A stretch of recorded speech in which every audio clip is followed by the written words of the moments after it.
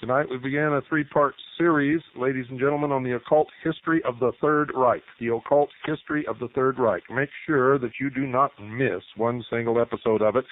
And all of you people who have been scammed and caught up in this Aryan master race bullshit, and that's exactly what it is.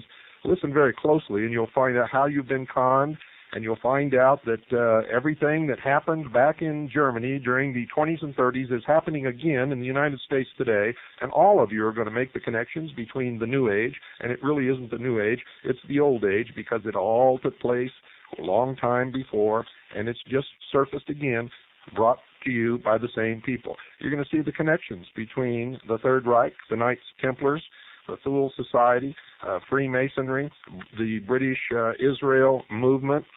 You're going to see that up until Helena Petrovna Blavatsky came along, there was no super race called Aryans, and you're going to find out all of these things linked together is going to bring you the most incredible sense of deja vu that you've ever experienced in your life. And I hope you're man enough or woman enough to look yourself in the mirror and say, honestly, I've been had.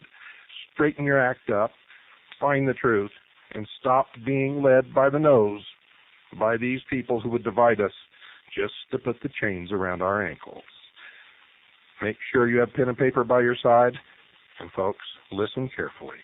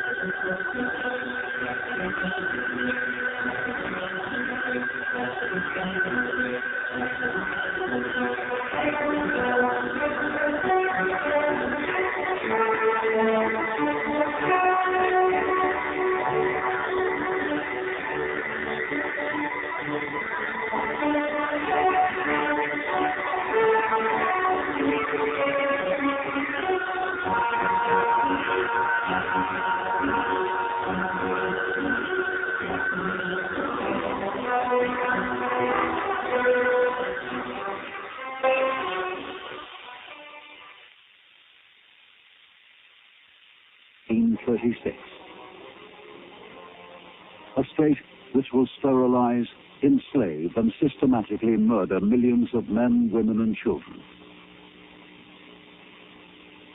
Entire peoples are to be swept from the face of the planet. Whole populations are to be scientifically reduced, those who remain preserved only for their value as slaves. The world is to be subject to a new order.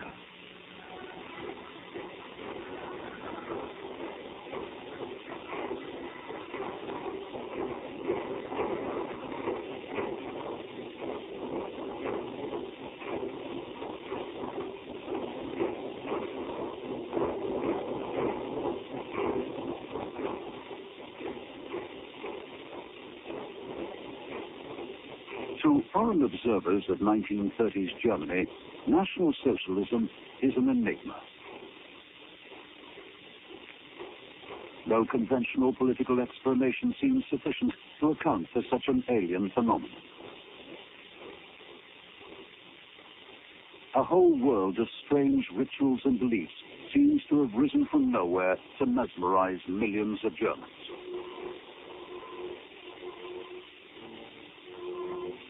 Over the whole extraordinary spectacle of pageantry and military might presides the messianic figure of Adolf Hitler. And everywhere there is a mysterious and ever-present symbol, the emblem of the swastika.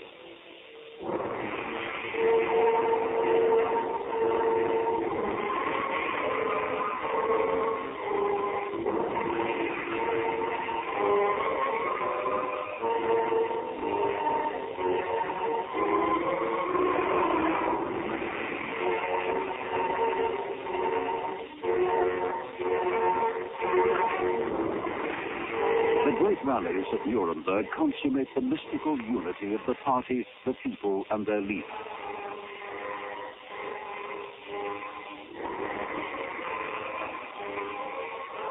The climax of the Nuremberg rally is a mass display of up to 32,000 swastikas.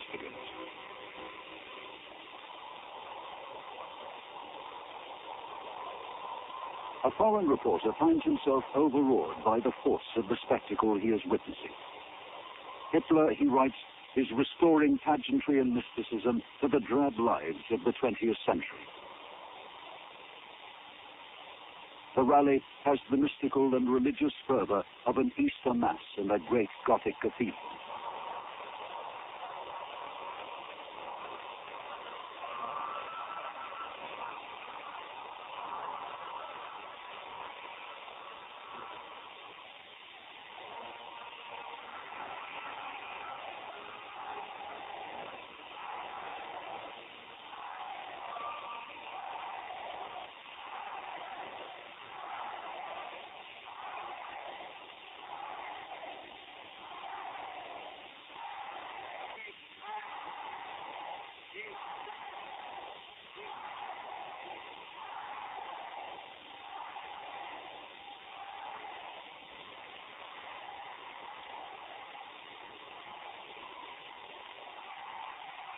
The ranks of the Hitler Youth sing of their newfound faith. No evil priest can prevent us from feeling that we are the children of Hitler, away with incense and holy water. The swastika brings salvation on earth.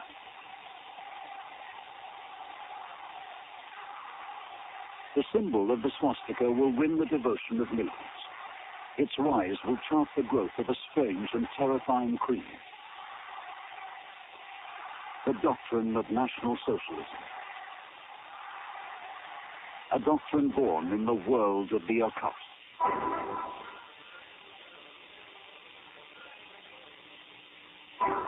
The mission of Aryan man.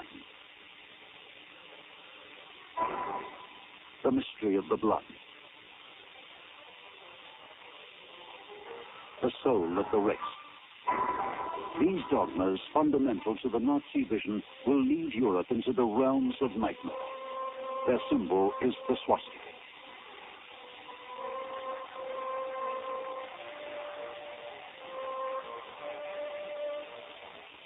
The swastika was adopted by the Nazi Party in 1920, but it was neither the party's invention nor its discovery. Since the end of the 19th century, the swastika had been spreading amongst the peoples of Europe, and everywhere it was a sign of a new and powerful force, a deepening fascination with the archaic, the esoteric, and the occult.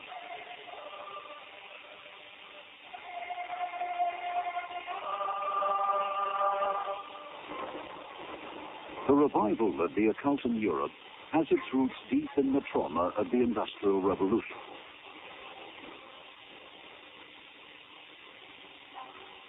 By the dawn of the 20th century, the lives of millions have been changed out of all recognition.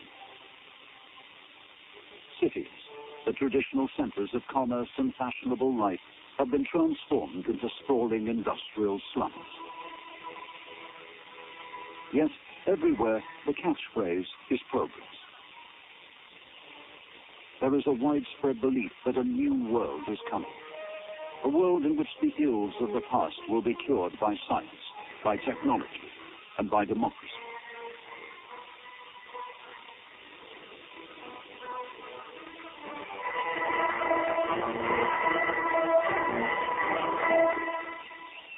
Many, far from welcoming the dawn of a new age, are deeply disturbed. With the Industrial Revolution had come a decline in the power of traditional authority. The political power of the landowner is waning in favor of a new class of industrialists and financiers. Hierarchy is being threatened by democracy.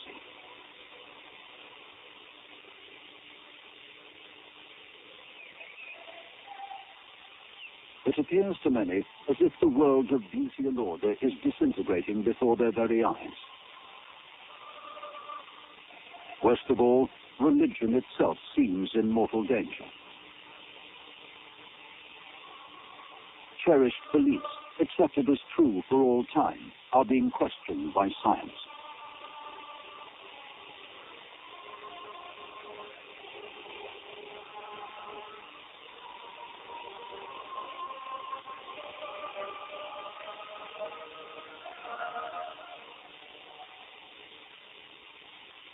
the ancient Himalayan kingdom of Tibet.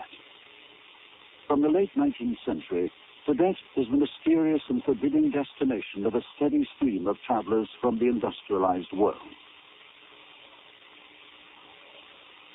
Many, disillusioned with the certainties of science, come in search of another, deeper knowledge.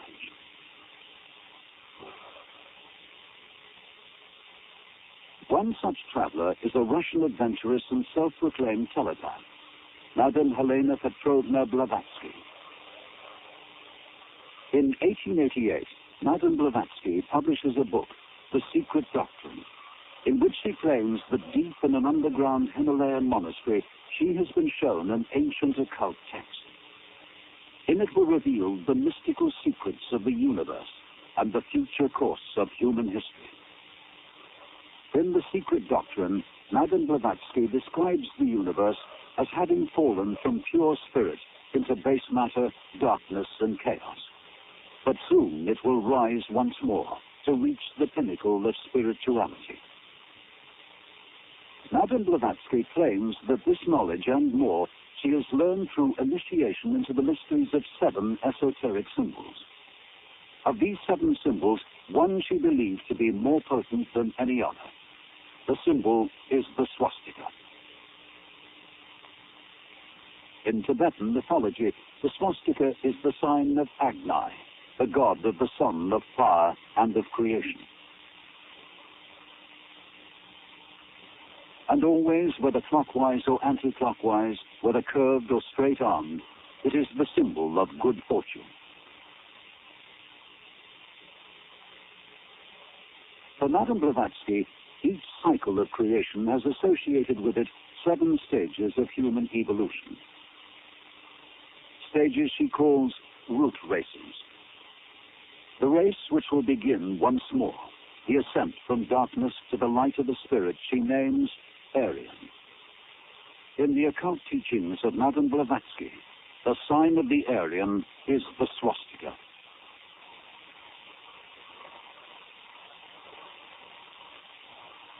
The Nuremberg Rally of 1934 has as its theme a mystical concept: the triumph of the will.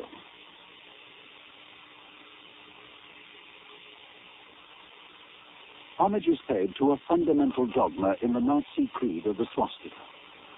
Pure will, the expression of the soul of the race, will overcome the forces of darkness and of chaos.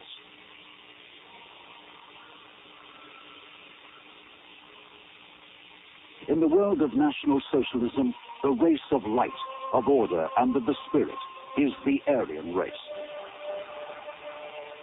Decades before the swastika was adopted by the Nazi Party, a periodical published in Germany by an American occult society became the first German publication to carry a swastika on its cover. The society's founder was Madame Helena Blavatsky.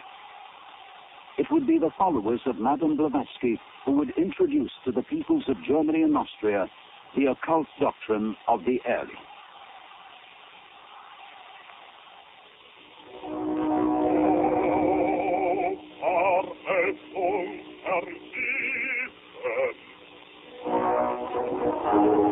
The Prussian-Austrian War of 1866 had left German-speaking Austrians an isolated minority in a predominantly Slavic Austria-Hungary.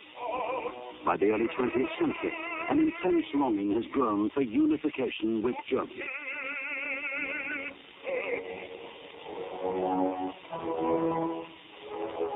Hundreds of German-Austrian societies are founded, committed to the romantic revival of ancient Germanic mythology. A folk federation with a membership of over 100,000, calling itself the Germanenbund, holds festivals, founds a Germanic calendar, revives ancient rituals, and appeals for unity in a new spiritual German nationhood. The Germanenbund was inspired by the writings of an Austrian mystic.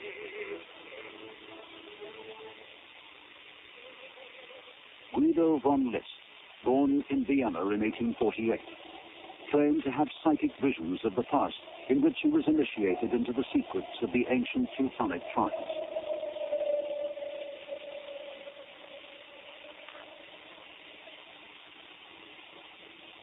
Liszt's visions told him of a Germanic religion, the worship of the god Wotan. His dream is to rediscover the occult heritage of its long-vanished priesthood.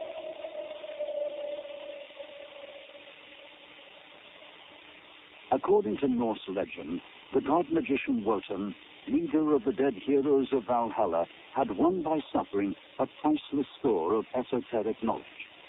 He had discovered the secret of the runes. Liszt knew that the runes were the alphabet of a primitive system of writing. But to Germanic peoples from the 2nd century to the Middle Ages, they were also magical symbols. Symbols which Liszt believed possessed a deep esoteric meaning. Fa, the rune of wealth, wandering and destruction. The rune of wild oxen, regeneration and sacrifice. North, the compulsion of faith. C, the rune of the sun and of victory. To Guido von List, runes were the key to the occult knowledge of the ancient Germanic peoples.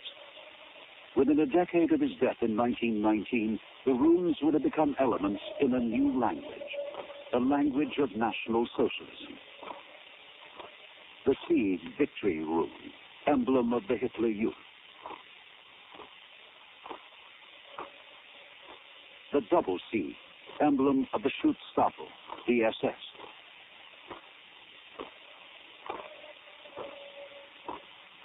The apple rune, symbol of Richard Walter Dare's Ministry of Agriculture, the rune of inheritance, the rune of German soil. The man rune, the rune of death, which in time will replace the cross in the graveyards of the SS. Study of the runes is required of all SS officers.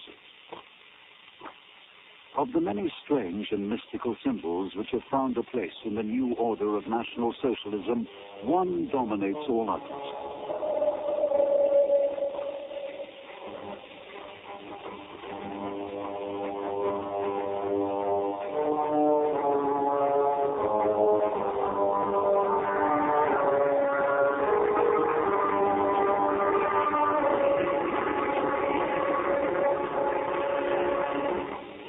Guido von List called the swastika the twice-high holy secret of constant generation. He recounts a Nordic tale in which the god Mundel Fiore whisks the cosmos into being. The swastika is the fire whisk, the very act of creation.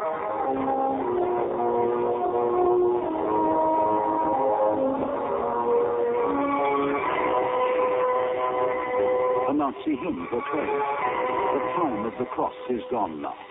The sun whisk shall arise. And so with God we shall be free at last and gift our people back their honor."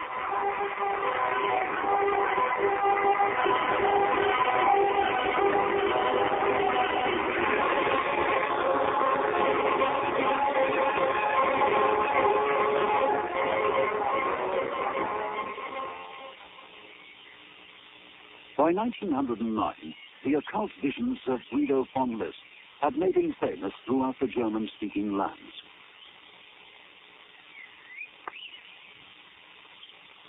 To List, every stream, hill, and forest in Austria was associated with a Germanic god or spirit.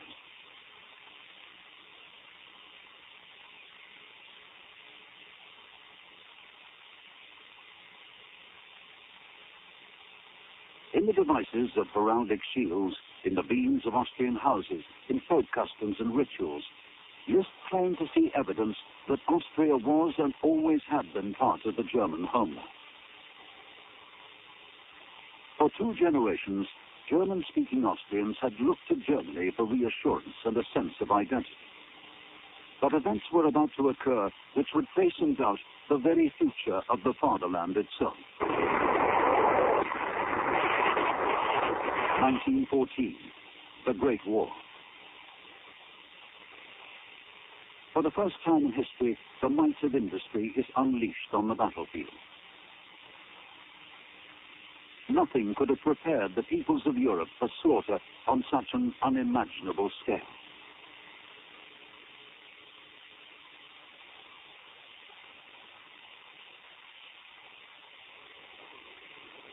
As the war grinds on and casualties mount, frontline soldiers on both sides of no man's land take to the wearing of charms and amulets.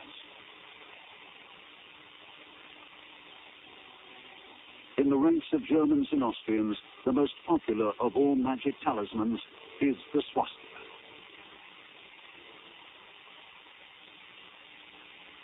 The swastika medallions and amulets worn in the trenches of the Great War are based on the researches of Guido von List. By now, an influential and wealthy society devoted to the teachings of the master has already been formed in Vienna. It is the List Society, which supplies designs to the manufacturers of swastika talismans. The swastika, now spreading amongst the German armies, is fast becoming the emblem of militant German nationalism.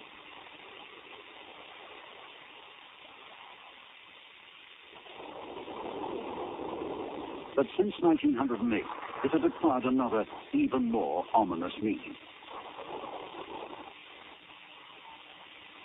Shortly before the outbreak of the Great War, List had incorporated the occult teachings of Madame Helena Blavatsky into his own German mythology. Now he no longer refers to ancient Germans or Teutons. Instead, the tribes who populate his visions he names Aryans.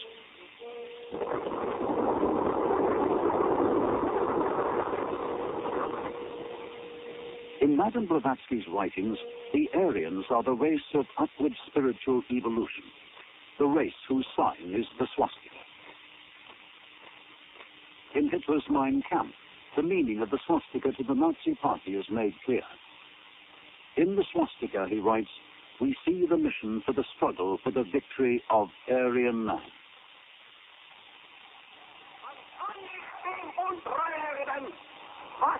Einem ganzen Leben Inhalt, Sinn und Zweck gegeben hat. Es will sich so etwas aus nichts, wenn diesem Erden ein großer Befehl zugrunde liegt. Und den Befehl gab uns kein irdischer Vorgesetzter, den gab uns der Gott, der unser Volk geschaffen hat. By the 1930s and the great Nazi rallies at Nuremberg, the concept of the Aryan has become a cornerstone of the party's mystical ideology.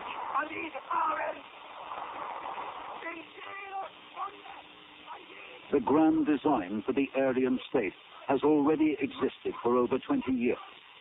Its author was Guido von List.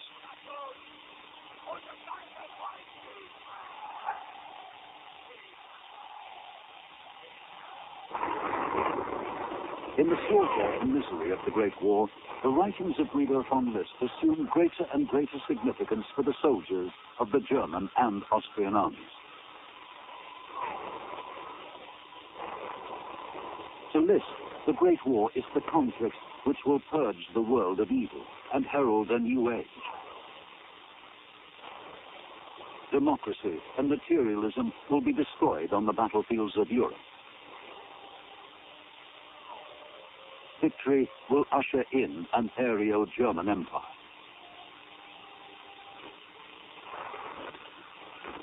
By 1911, List had already described in detail his vision of the future Germanic state.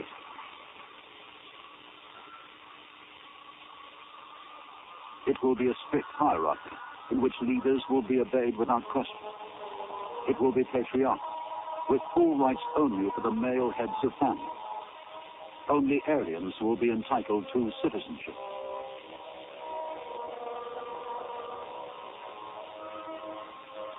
There will be strict laws to ensure the purity of the race.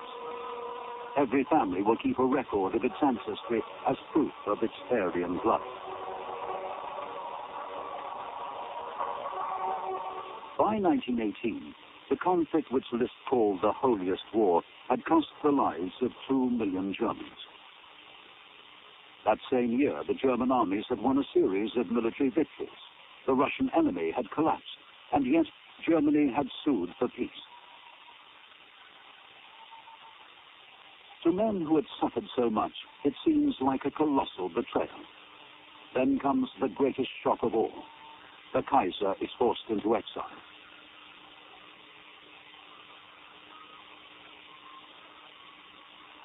The terms imposed on Germany by the Treaty of Versailles are harsh and punitive. Key industrial regions must be handed over to the victors. The German army is to be reduced to a fraction of its former strength. Heavy reparations must be paid when war has already left the German economy on the verge of collapse.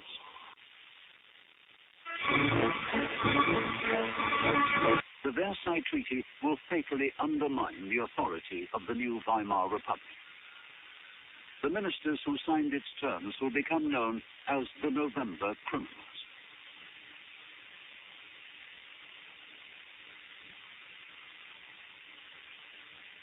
As food supplies dwindle and a once proud nation is reduced to dependence and misery, Germany threatens to descend into anarchy. The infant Weimar Republic quickly becomes a battleground of warring factions.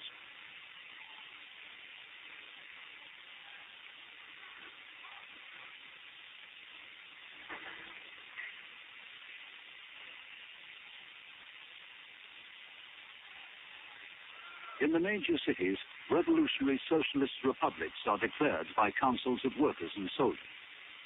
Nationalists and monarchist groups muster private armies and mobilize for counter-revolution.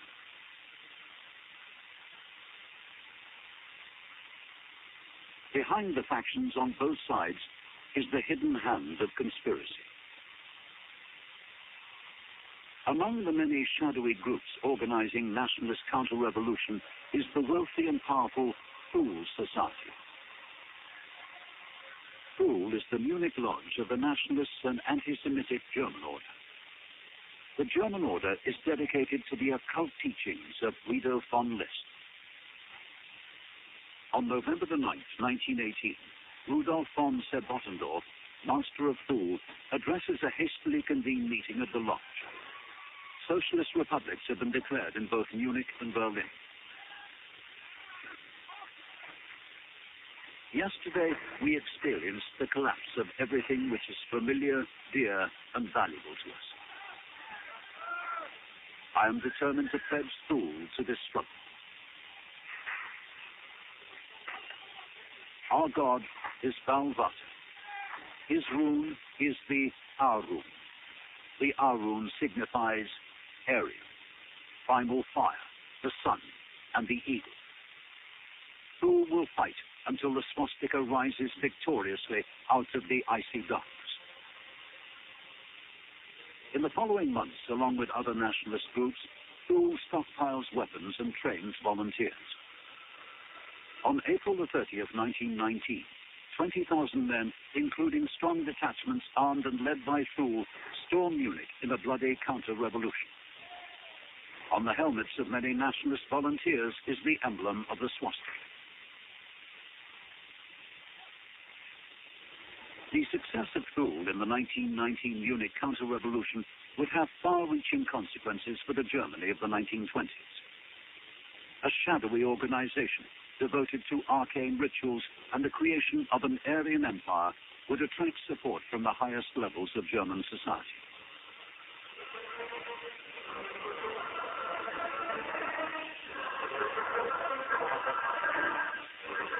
The secret German order, Parent Order of Fool, was founded in 1912.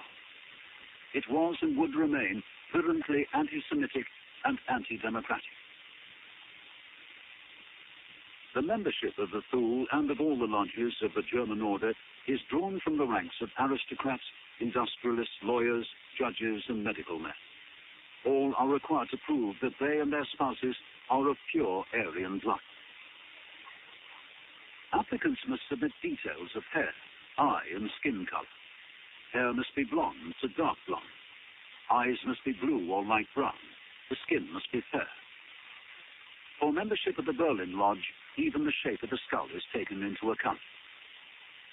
By the autumn of 1918, Rudolf von Sebottendorf, master of the Thule Lodge, had attempted to extend the influence of Thule's ideas by secretly sponsoring the formation of a workers' discussion group.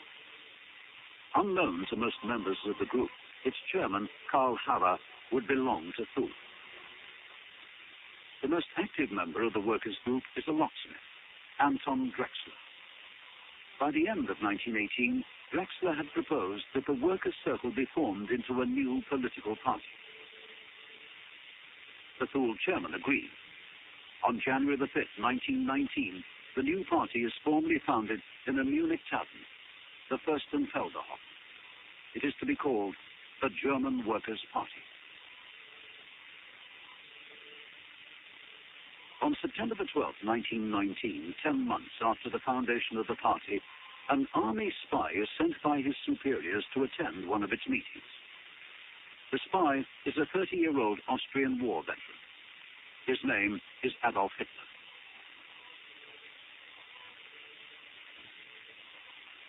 Within weeks, Hitler has joined the party, become a regular speaker at beer hall political meetings, and has been appointed to the party's steering committee. Within 4 months, the party has changed its name. It has become the National Socialist German Workers' Party.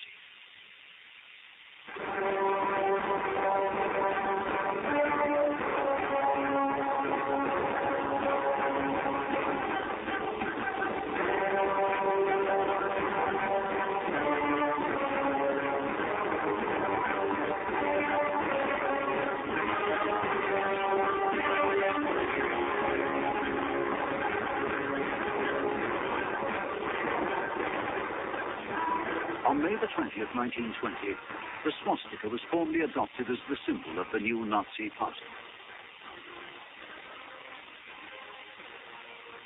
The form chosen, straight-armed and anti-clockwise, was chosen by Adolf Hitler himself.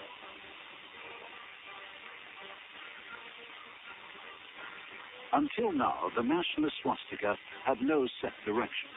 The swastika talismans of the Great War were vertical and tilted, clockwise and anti-clockwise. Hermann Goering, future chief of the German Air Force as a nationalist volunteer of 1919, wore a vertical anti-clockwise swastika. In the ranks of the nationalist counter-revolutionaries, both clockwise and anti-clockwise forms were commonplace. The curved swastika of Thule, chosen from the many popularized by Guido von List, will not be forgotten by the party to which Thule gave birth. It will live on the belt buckles of the brown-shirted stormtroopers. The ceremonial swords of the Luftwaffe will bear the Thule swastika. Decorations for anti-partisan warfare on the Eastern Front will display the Thule dagger and the curved swastika. Whatever the form in which the swastika will appear in the banners and regalia of National Socialism, its meaning will remain the same. It is the meaning claimed for it by Madame Blavatsky and Guido von List. It is the sign of creation, the sign of the mystical destiny of Aryan man. By the 1920s, the spread of Charles Darwin's theories of evolution has had a profound impact on nationalist consciousness. A new explanation for the differences between cultures and for the rise and fall of civilizations is now possible. Increasingly, laws of inheritance are believed to be the key to history.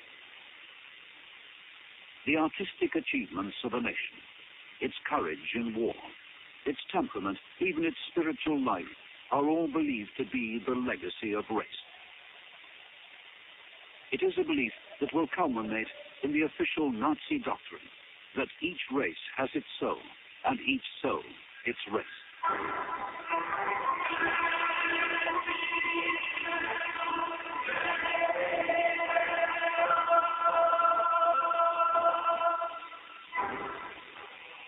The myth of the Aryan, developed in the occult teachings of Madame Blavatsky and Guido von List, has by the late 1920s spread throughout Europe, the United States and Britain. And with it, fascination with the swastika. The Stories of India by the British author Rudyard Kipling appear emblazoned with the seal of the swastika. In Scotland, the discovery of swastika markings in a Pictish cave inspired the creation of the swastika kiltskin. In the United States, costly earrings and brooches appear in the form of the swastika. During the Great War, the British War Savings Drive has a swastika as its official emblem. Its administrators are awarded swastika lapel badges in recognition of their services to the nation. By 1930, members of the British Druidic cults display swastikas on their ceremonial robes.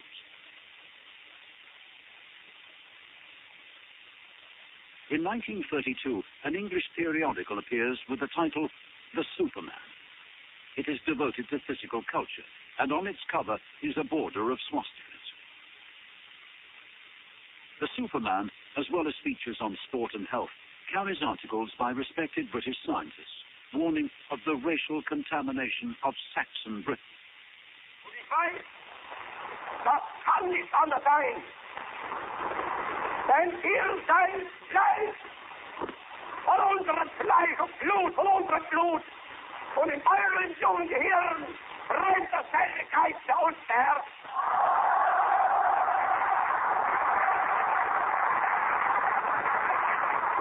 Ihr könnt nicht anders sein, als mit uns verbunden. Und wenn die Großkolonnen unserer Bewegung heute Siegen durch Gott reparieren, dann weiß ich, ihr schließt euch den Kolonnen an. Und wir wissen,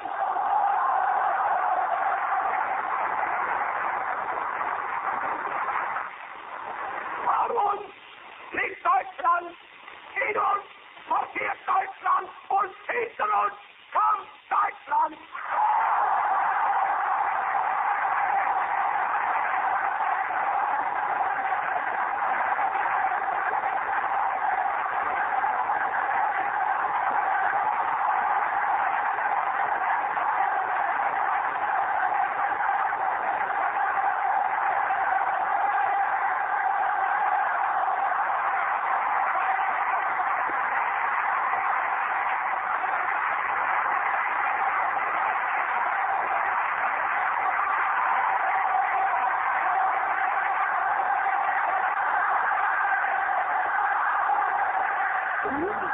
Of 1934.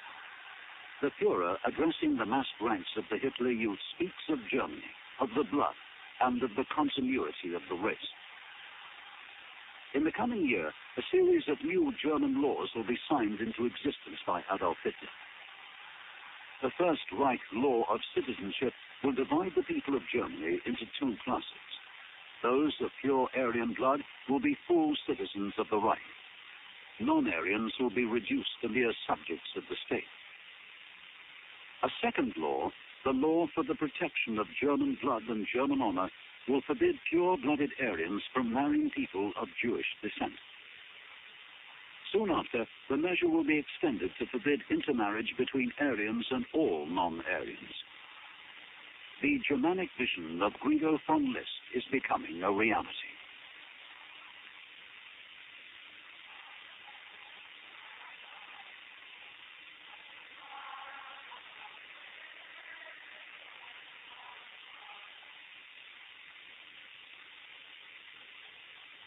In 1935, a foundation is established in what is now National Socialist Germany. The Ahnenerbe is the ancestral heritage society for the study of German prehistory. Its official task is to investigate the territorial extent and spirit of the Nordic Indo-Germanic race. The Ahnenerbe will grow to over 50 departments, controlling all archaeology in the Third Reich.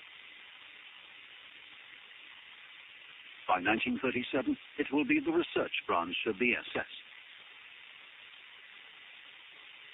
Ahnenerbe researchers dispatched to Tibet, South America, Greece, and Rome conclude that all were once populated by great Aryan civilizations. The work of the Ahnenerbe will reinforce what are already deeply held beliefs. civilization and everything that is valuable are products of the Aryan soul.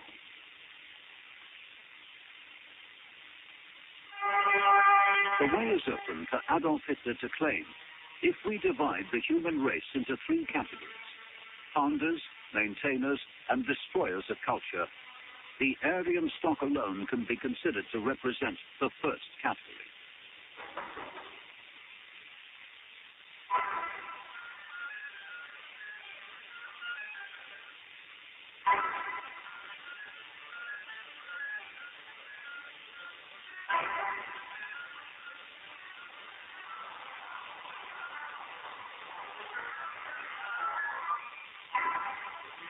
Munich, 1937. National Socialism celebrates the history of the Aryans and the sacred mystery of the swastika.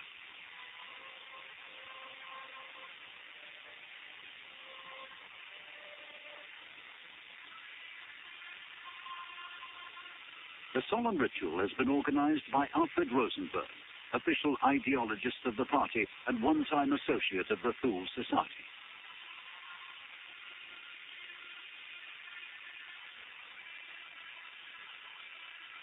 Today, Rosenberg proclaims, a new mythos is dawning, the mythos of the blood, the belief that the godly essence of man himself is to be defended through the blood.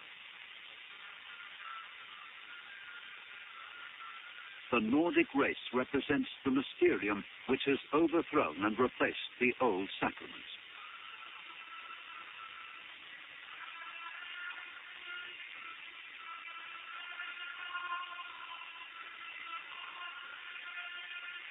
Already in the rituals of the Hitler Youth, the Christian Gospels have been replaced by readings from Mein Kampf.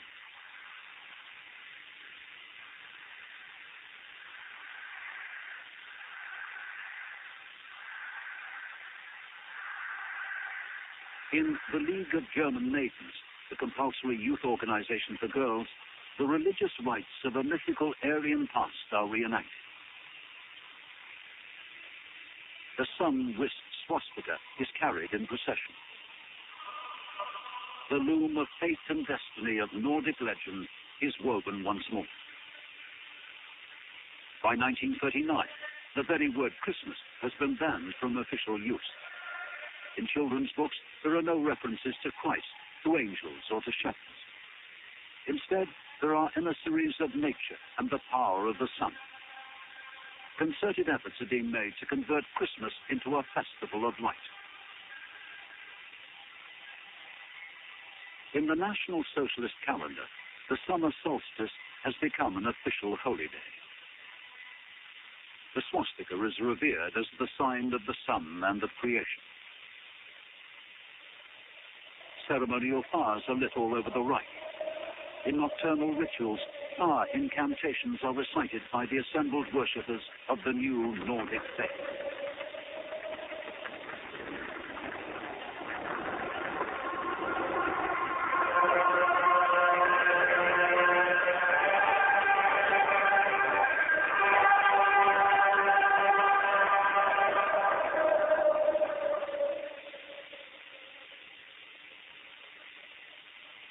The consecration of the blood flag. On the 9th of November 1923, the fledgling National Socialist Workers' Party, led by Hitler, attempted to overthrow the government of Bavaria. In a Munich street, their advancing ranks were met by a volley of police gunfire. 16 are killed, including the stormtrooper marching beside Hitler. In the chaos, the swastika flag, carried in the front rank of marchers, is knocked to the ground and drenched in blood. The blood flag, entrusted to the guardianship of the SS, becomes the most sacred relic of the Nazi Party. All new party banners must be consecrated by contact with the original blood flag. We do not want to have any other God. Only Germany, proclaims Adolf Hitler. And in the doctrine of National Socialism, Germany is the race. Already the priesthood of the Aryan Empire of the future is in the process of creation. It is to come from the mystical brotherhood of the SS. The SS first created as the personal bodyguard of the Führer, will become a state within a state. Its members are chosen as the most perfect living examples of Aryan man. Even a single filled tooth will bar a candidate from entry to the racial elite of the Reich. Each applicant for SS membership must prove his German ancestry for 1750. He must undergo thorough instruction in racial biology. He must study the mystical destiny of Aryan man. He must be obedient without question and loyal to the death. In the Aryan Empire of the future, the SS are to be the incorruptible guardians of the purity of the race. It is from their ranks that a new breed will come. It is they who will pave the way for the next phase in human evolution. For the followers of the creed of the swastika, the Führer, Adolf Hitler, has been sent by Providence. It is his mission to lay the foundations for the coming Aryan millennium. During the Great War, Rudolf von List revived an ancient Nordic prophecy. The strong one from above ends the faction. He settles everything with fair decision. Whatever he ordains shall live forever. In reality, the 1,000-year Reich will live for 12 years. In those 12 years, Adolf Hitler will preside over a nightmare of mass murder, world war, and the destruction of Germany itself. And yet, long before the rise of Hitler, or even the foundation of the National Socialist Party, the seeds had been sown. Germany had inherited a legacy which would pave the way to the most horrifying chapter in human history.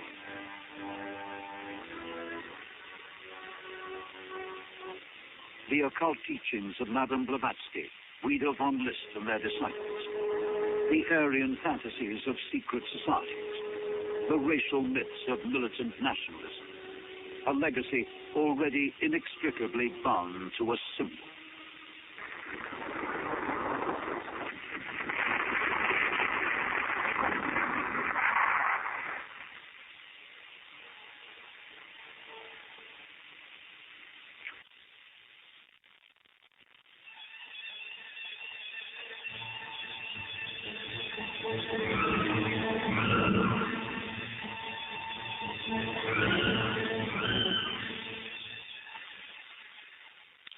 Well, folks, I've been trying to tell you for a long, long time, and to put it bluntly, and as an understatement, you ain't heard nothing yet.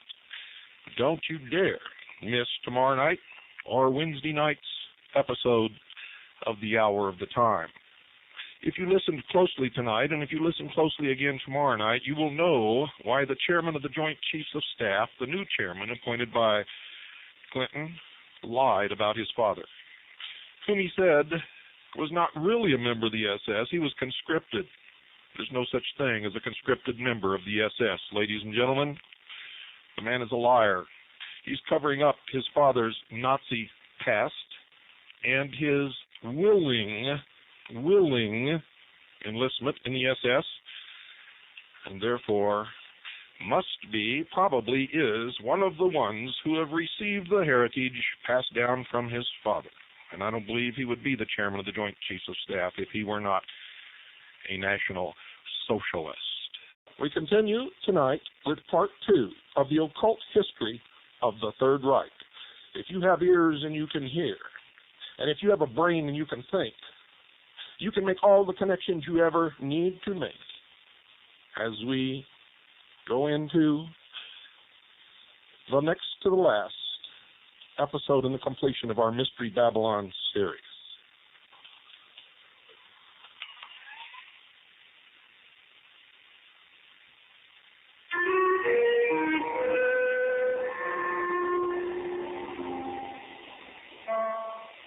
The Berghof, Mountain Retreat of Adolf Hitler.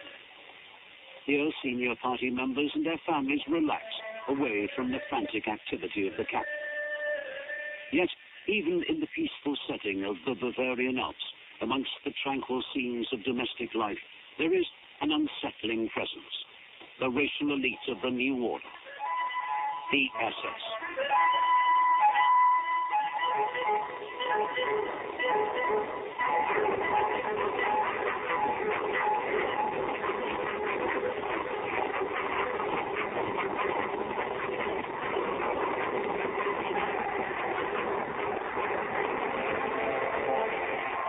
How can we arrest racial decay, asks Adolf Hitler. Shall we form a select company of the truly initiated?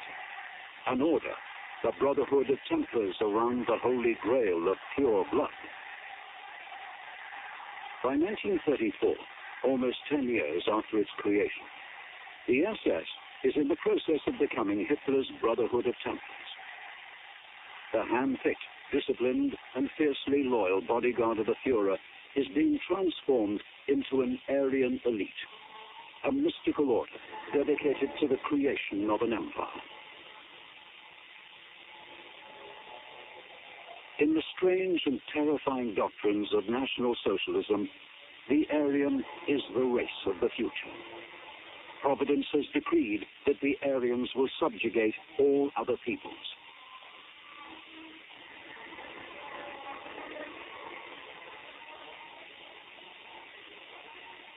In the vanguard of the Nazi mission will be the black-clad ranks of the SS.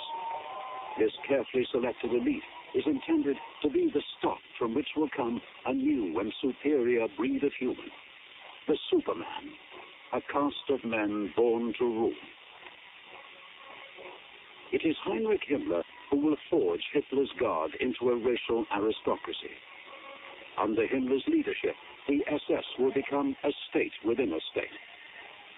Obsessed with secrecy and bound by solemn ritual, the SS will become a force of unprecedented power and authority.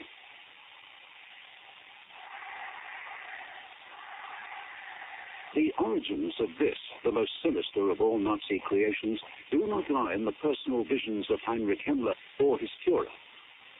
The roots of the SS go deeper even than National Socialism itself. By 1900, the cities of Germany and Austria have changed beyond all recognition. Millions have abandoned the poverty of peasant life, the slave in the mills and foundries of the Industrial Revolution. As their populations swell with the influx of labor, elegant centers of commercial and aristocratic life become teeming industrial slums. It is in the cities that the values of the old order are challenged. Calls for democracy and socialism threaten the traditional power of the ruling elites. Established religious beliefs are undermined by science and a rising tide of materialism. To many, the new world seems fractured and chaotic.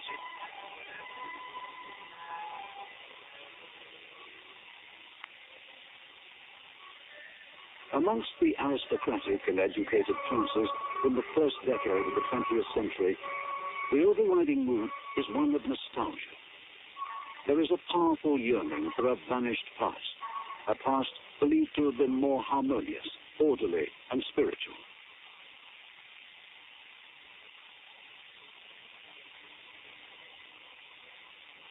All over industrialized Europe, new movements arise, devoted to the search for simplicity. In Germany, the movement calls itself Lebensreform, life reform. It is pledged to the restoration of a more natural way of living. Tens of thousands of German youth join the Wandervogel, the birds of passage. Its members share a mystical love of the German countryside and revere German folklore and ritual.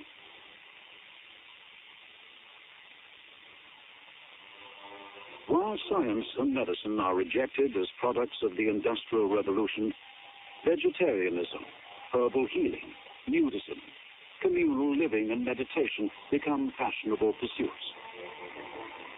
In every major city, cults devoted to spiritualism, astrology, magic, and the occult flourish among the disciples of life reform. Of all the doctrines favored by the movement, none will be more influential than those preached by the Russian adventuress and telepath, Madame Helena Blavatsky.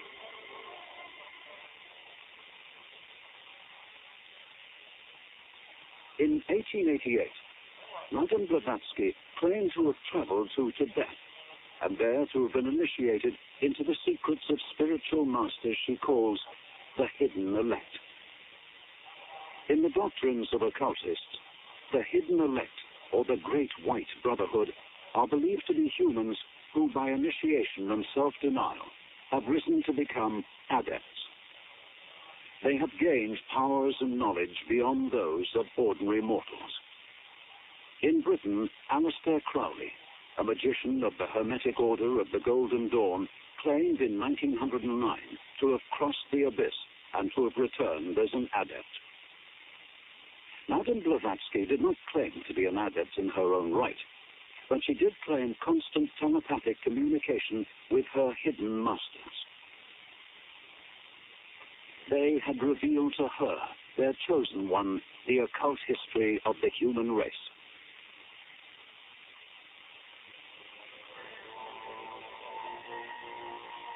According to Madame Blavatsky, each round of the cosmic cycle has associated with it 7 root races.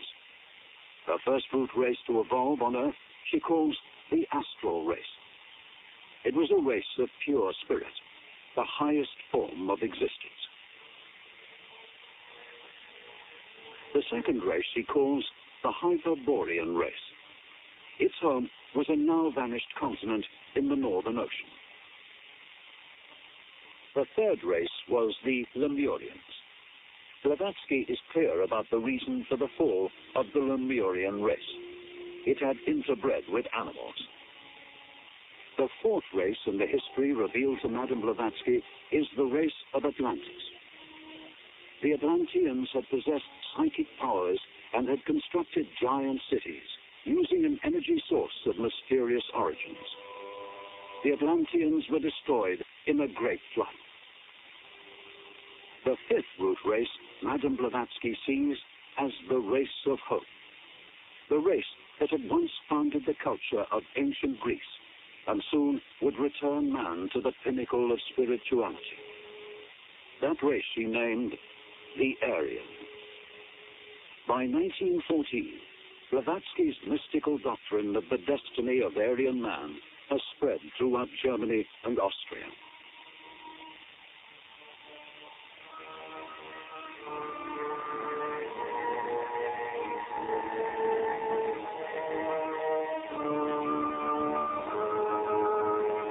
The opening days of the Great War. There is little sense of impending cataclysm. All over Europe, news of war is greeted with unqualified enthusiasm. In all the warring nations, the emotions of militant nationalism are given free rein. In the ranks of the Austrian and German armies, there is a widespread belief that the aspirations of a generation may be satisfied at last. The unification of German-speaking peoples and the creation of a Germanic empire.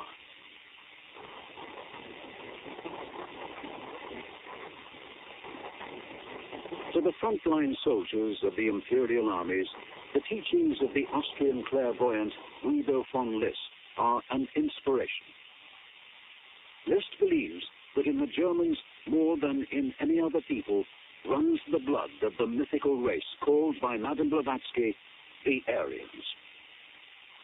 To List, the Great War is proof that the modern world with its materialism and its democracy is destroying itself.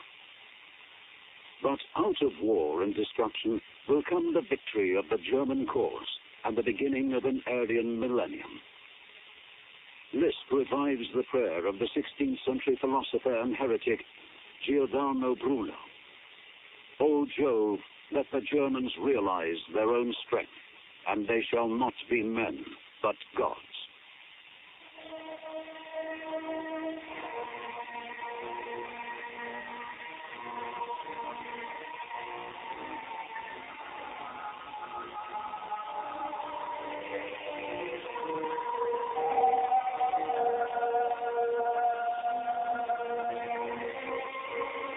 Like Aleister Crowley and Madame Blavatsky, List's psychic researches have led him to believe in the existence of a hidden elect. His visions of the ancient German tribes have revealed to him an elite class of priest rulers. List calls it the Armannenschaft. The role of the Armannenschaft was to preserve the occult knowledge of the Germans' Aryan ancestors.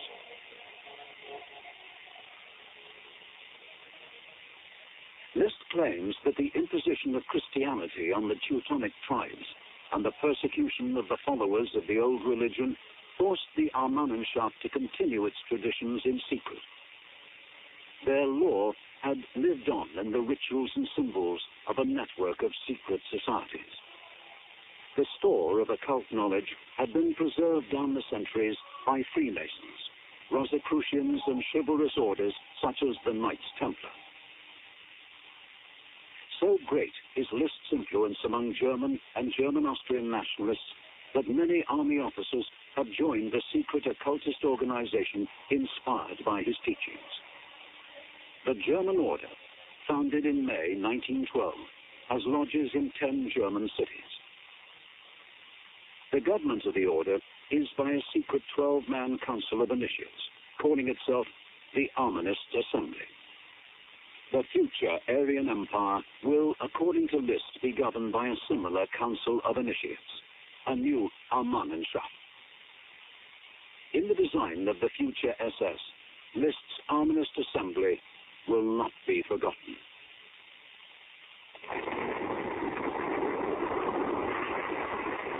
List's prediction that the Great War would see the victory of Imperial Germany over its democratic and degenerate enemies will not be fulfilled. By 1918, the German economy is in ruins and the Kaiser's armies are crumbling.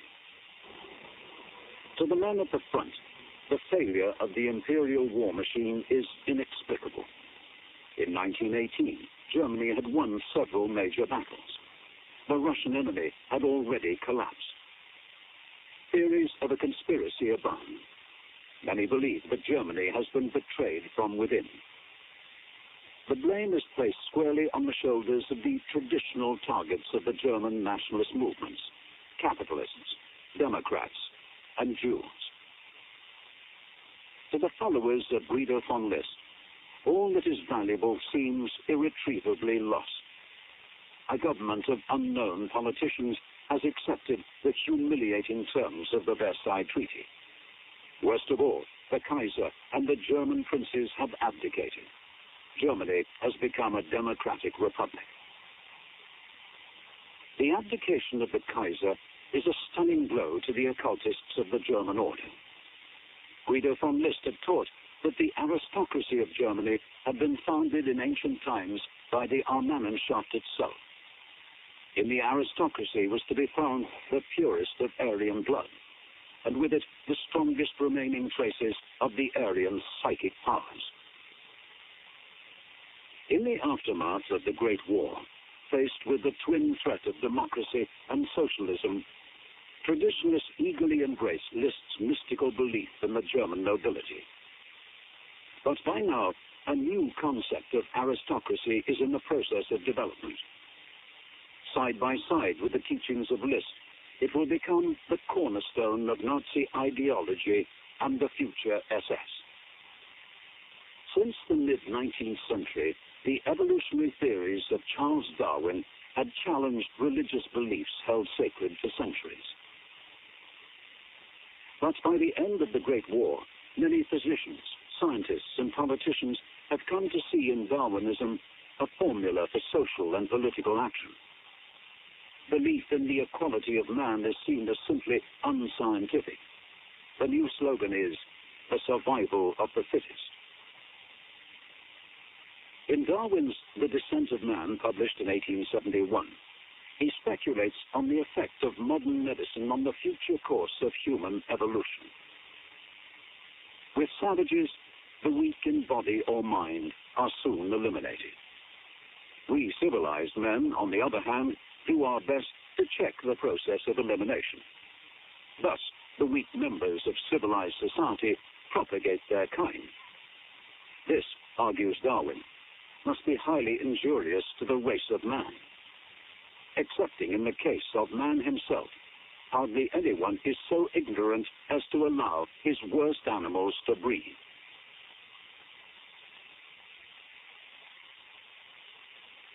In Britain, the family planning movement, led by the scientist Marie Stopes, is preoccupied with the supposed threat to the health of the race posed by uncontrolled breeding.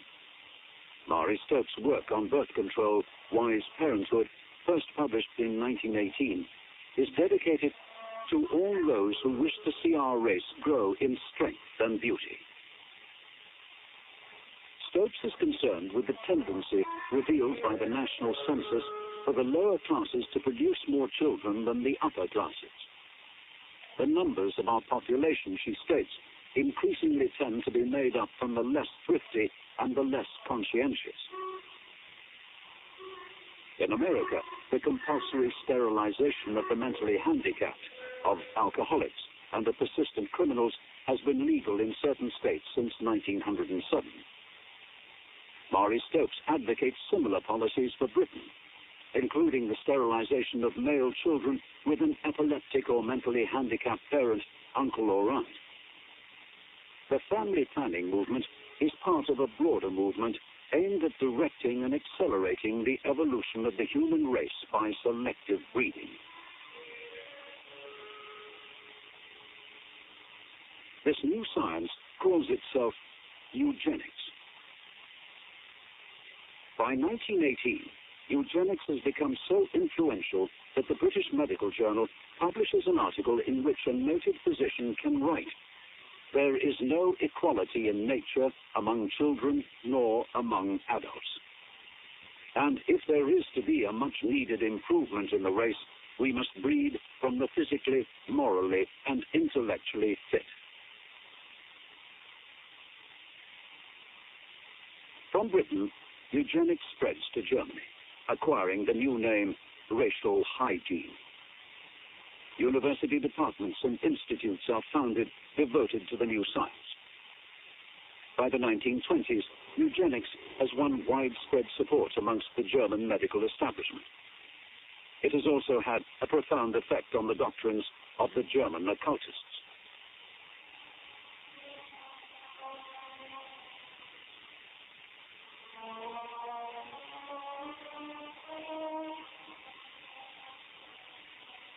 In 1919, Guido von List, a prophet of the Aryan millennium, dies in Berlin at the age of 70. His place as Germany's leading mystic and Aryan visionary has been taken by Jörg Lanz. Lanz, an ex-Cistercian monk and respected biblical scholar, will have a profound impact on the development of Nazi ideology and on the structure and ritual of the future SS. Lanz has blended the Aryan occultism of Guido von List and the principles of the science of eugenics. He calls his new doctrine theozoology. Theozoology is an occult religion of race.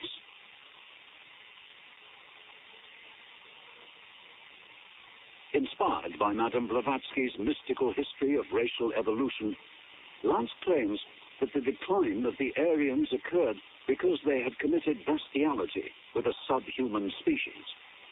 The result was the creation of many mixed races, races whose very existence threatens the rightful dominance of the Aryans.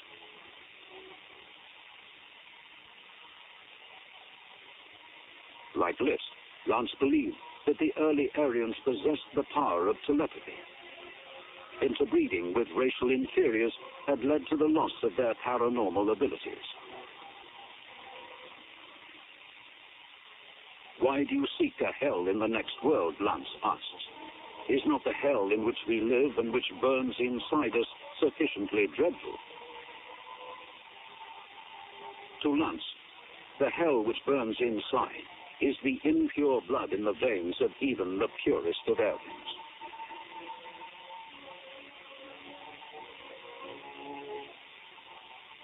The teachings of Jörg Lanz are propagated throughout Germany and Austria by his own journal, Ostara, founded in 1905. Lance claims that over 100,000 copies of Ostara a year are sold. He even claims that amongst his eminent subscribers is the British General Kitchener. In the pages of Ostara, and in a series of widely read essays, Lance develops a terrifying prescription for the purification of the race. He proposes polygamy to increase the birth rate of the racially purest. Eugenic convents are to be established, in which chosen women he calls brood mothers will produce children of pure-blooded Aryan males. While the racially impure and the physically or mentally unfit are to be sterilized, other races deemed inferior are to be deported to Madagascar or used as slave labor. In the future Nazi state, all of Lance's proposals will be given the most serious consideration. Some will be put into practice. A massive compulsory sterilization campaign will be directed at those judged physically, mentally, or racially inferior. The deportation of German Jews to Madagascar will be discussed in the upper echelons of the party. The SS will plan for the official introduction of polygamy and will found its own SS breeding program.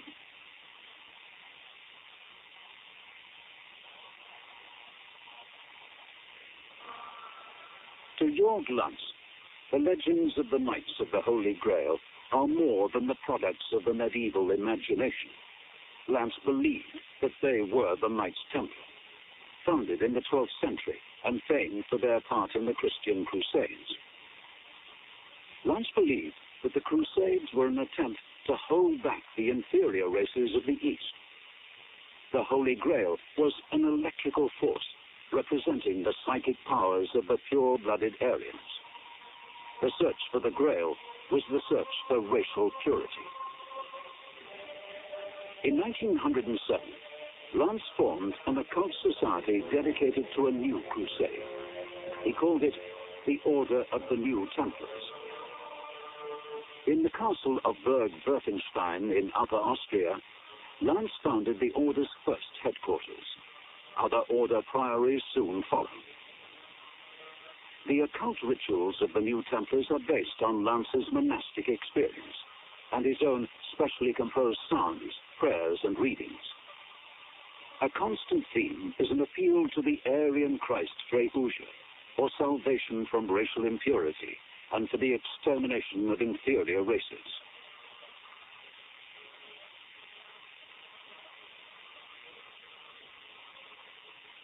The aims of the Order are explicit: to harmonize science, art, and ethics into an occult religion, devoted to the purification of the Aryan race in all countries of the world.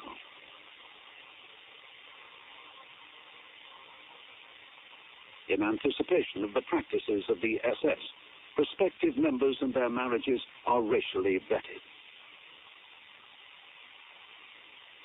For Lance, the New Templars are the beginning of a new order.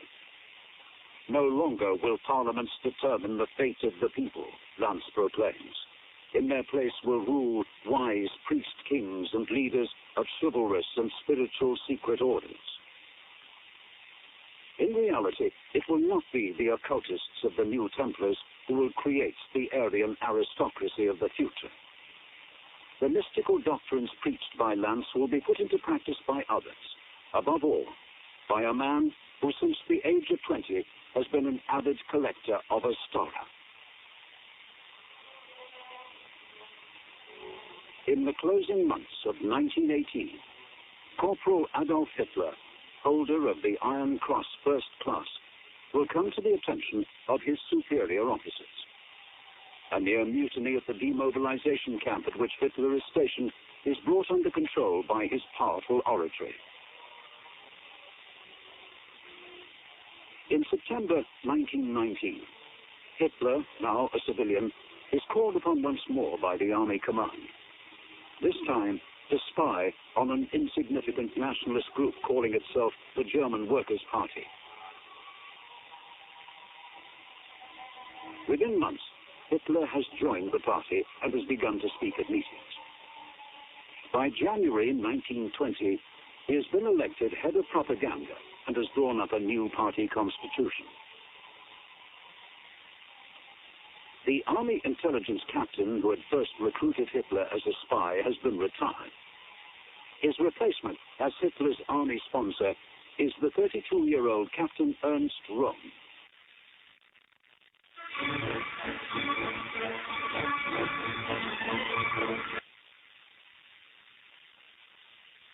Röhm is held in high regard as a courageous frontline officer and an outstanding organizer. The Bavarian Army Command has given Röhm the task of circumventing the arms restrictions imposed by the Treaty of Versailles. He is to establish secret arms dumps and organize the many nationalist paramilitary groups in Bavaria into an unofficial army reserve. One such group of irregulars is the powerful force commanded by ex-naval captain Hermann Erhardt. The Erhardt Brigade has played a major role in combating socialist revolution in Bavaria. It is Ernst Röhm who brings together Erhardt and Adolf Hitler. Public meetings of the early Nazi Party are defended by stewards known as the Athletics and Sports Detachment. In the summer of 1921, Ernst Röhm arranges that officers of the Erhardt Brigade should become the commanders of a new party defense force, the SA Storm Detachment. To Adolf Hitler and the Nazi Party, the function of the SA is to protect party speakers and make an impressive show of force when the occasion demands. But the SA has another role. It is an unofficial part of the German army. It is trained by army officers, numbered in army mobilization plans, and controlled by Röhm and Erhardt.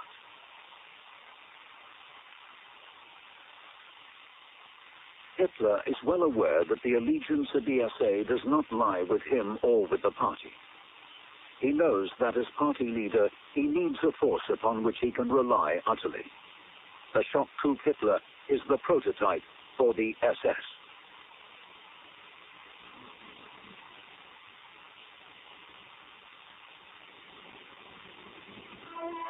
November 1923. Adolf Hitler is jailed for his part in an attempt to overthrow the government of Bavaria. The Nazi Party and the SA are banned. Hitler's shock troop bodyguard is scattered. During his imprisonment, Hitler writes his political testament, Mein Kampf, and ponders the future of the party and of the SA. It is clear that eventually he must revive the SA, but he must also reform and strengthen his own personal guard. Hitler's requirements for his new force are clear. I told myself then that I needed a bodyguard, even a very restricted one, but made up of men ready to march against their own brothers. On December the 20th, 1924, Hitler is released from prison. He has served only 9 months of a 5-year sentence, but his trial and imprisonment have made him a national figure. 2 months after his release, Hitler formally reconstitutes the Nazi Party and reforms the SA under a new commander. Röhm and Hitler have argued and parted company. In April 1925, Hitler orders his chauffeur and ex-bodyguard Julius Schreck to form a new force for the defense of the Führer and the protection of party headquarters. It is the Schutzstaffel Protection Squad, the SS. To set themselves apart from the SA, the SS wear black caps bearing a silver death's head insignia. To the intense irritation of the SA, the SS is soon behaving as an elite. SS entry requirements are far stricter than those of the SA. SS discipline is more severe. The SS attend all party meetings but never speak. Already, its unofficial motto is, "The aristocracy keeps its mouth shut." On July the 4th, 1926, Hitler confirms the SS as his elite organization. At the Second Party rally at Weimar, He gives the SS guardianship of the party's most sacred relic, the flag drenched in the blood of party fighters killed in the coup of 1923. As custodians of the blood banner, the SS are entrusted with the Nazi symbol of martyrdom in the struggle for Aryan supremacy.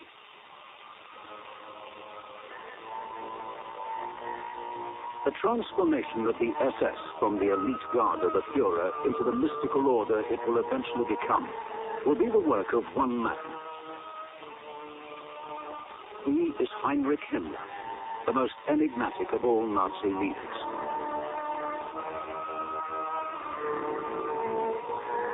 Himmler is a devoted follower of the Aryan occultism of Guido von List and Georg Lutz. He too dreams of a Germanic empire ruled by a mystical order of the Aryan elite. He is determined that this elite should be drawn from the ranks of the SS. The Superman, the new breed of Germanic ruler, is to be created from the stock which he will select.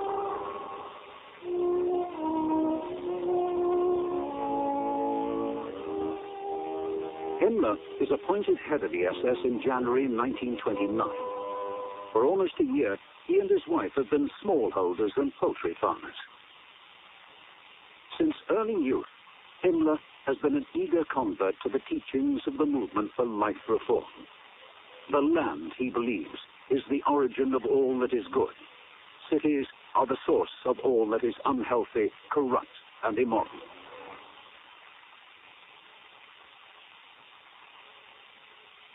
The yeoman on his own acre, writes Himmler, is the background of the German people's strength and character. Himmler has long been associated with the Ottoman League, a nationalist and anti-Slavic movement of city youth committed to life on the land and the expansion of German farming to the east. The oath of the Ottoman League is sworn by blood and soil.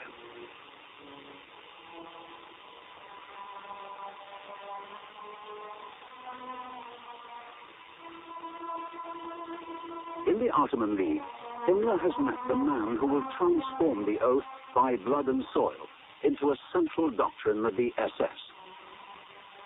To Walter Dare, an ex-official in the Prussian Ministry of Agriculture, the relationship between German blood and German soil is a source of mystical power. Questions of agriculture are not questions of economics, but of race and destiny.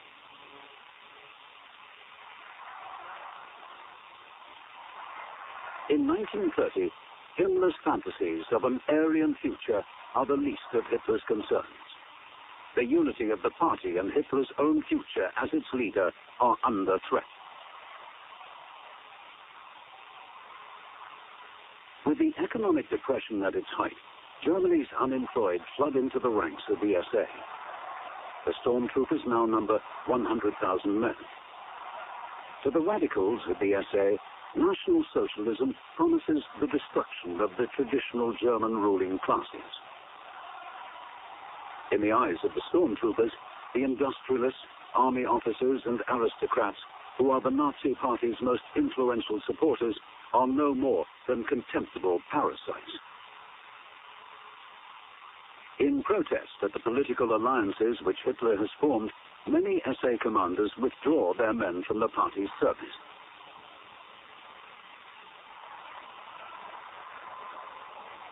Goebbels, the Nazi propaganda chief, warns Hitler that a split within the SA and within the party is imminent.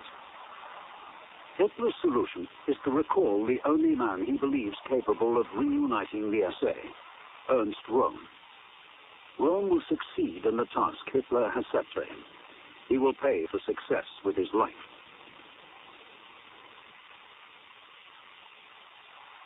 As Röhm sets about the unification and expansion of the SA, Himmler takes a different road. His strategy is not one of rapid expansion. Instead, he concentrates on careful and systematic selection. In 1930, Himmler had won a valuable concession from Hitler. The SS would be allowed to recruit from the ranks of the SA.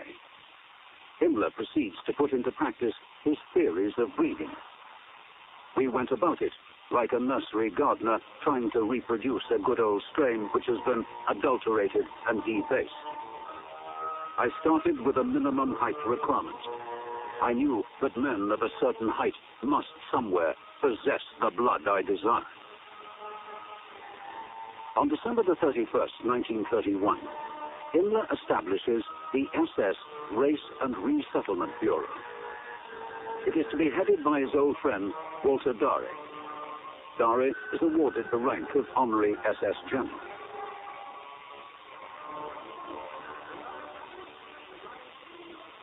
The task of the Race and Resettlement Bureau is to prepare for the future colonization of the East by pure-blooded Germans.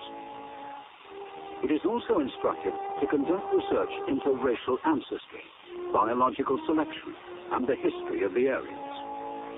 Its staff of leading academics and medical men are ordered by Himmler to develop stricter requirements for SS entry. Bureau physicians assess the degree of racial purity of each applicant by physical examination. Only those considered pure or predominantly Nordic are acceptable. The applicant's physique is also judged on a 9-point scale. The examiners are instructed to take into account the attitude and bearing of the candidate. Himmler has decreed, in his attitude to discipline, the man should not behave like an underling. His gait, his hands, everything should correspond to the ideal which we have set ourselves.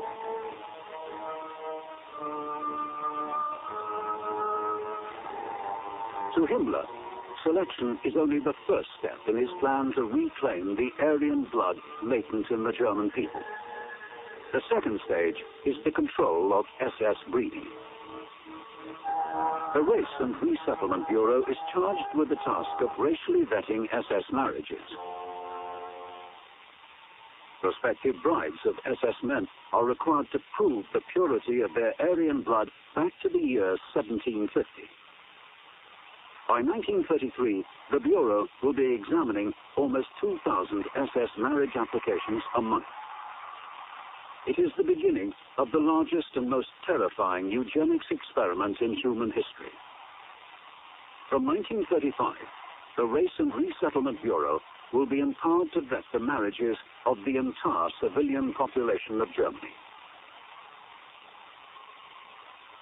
Heinrich Himmler is so confident of success that he predicts that in 120 years, the entire German people should once more be pure-blooded Aryans.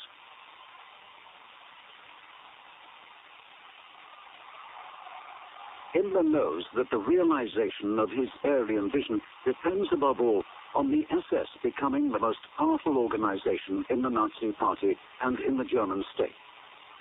Already, Hitler has given the SS the role of carrying out police and intelligence duties within the party. Himmler is quick to seize the opportunity to expand his power. In 1931, Himmler recruits a 33-year-old ex-naval officer, Reinhard Heydrich, but found an SS security service.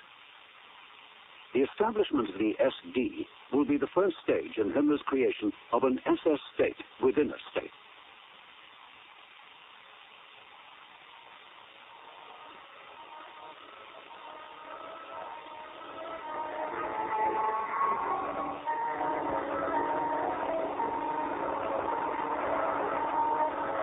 In 1932, two elections for the presidency of Germany deliver to Hitler 30% of the national vote.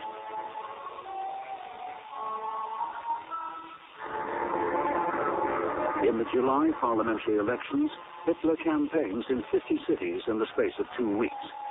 His efforts are amply rewarded.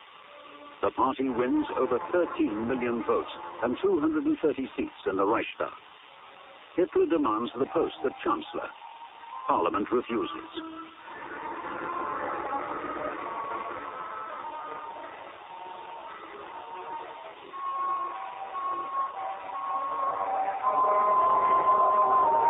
Yet another election on November the 6th sees the Nazi vote fall by 2 million. The Communists increase their vote by almost 1 million and win 100 seats.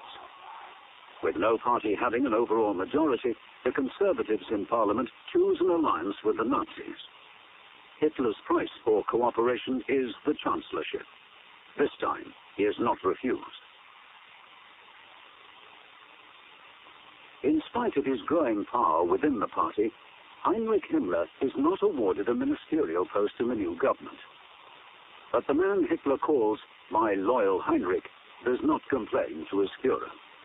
Himmler's ambition extends far beyond the control of a mere government department.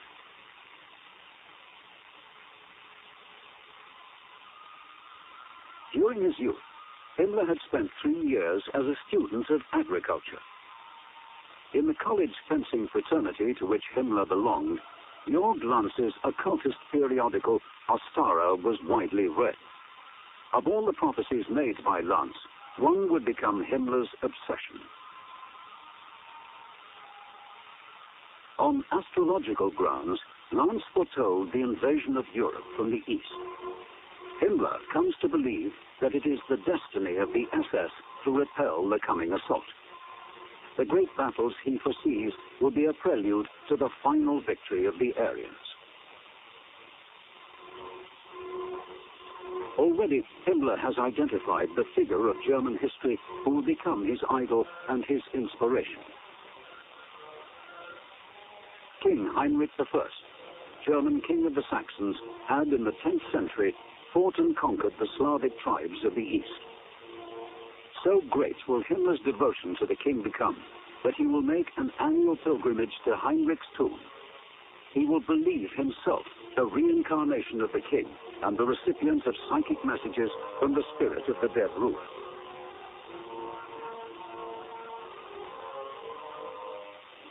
Himmler believes that his divine mission is to complete the work of King Heinrich.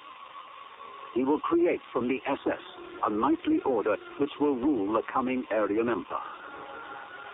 But for a time at least, Himmler's visions of the future must take second place to practical politics.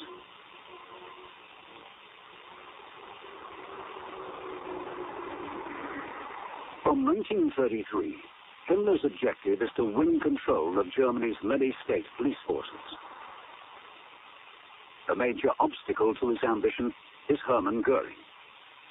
Goering is now Minister-President of Prussia and Chief of the Prussian Secret Police, the Gestapo. Goering sees himself as prime candidate for the job of Chief of a new unified German police force.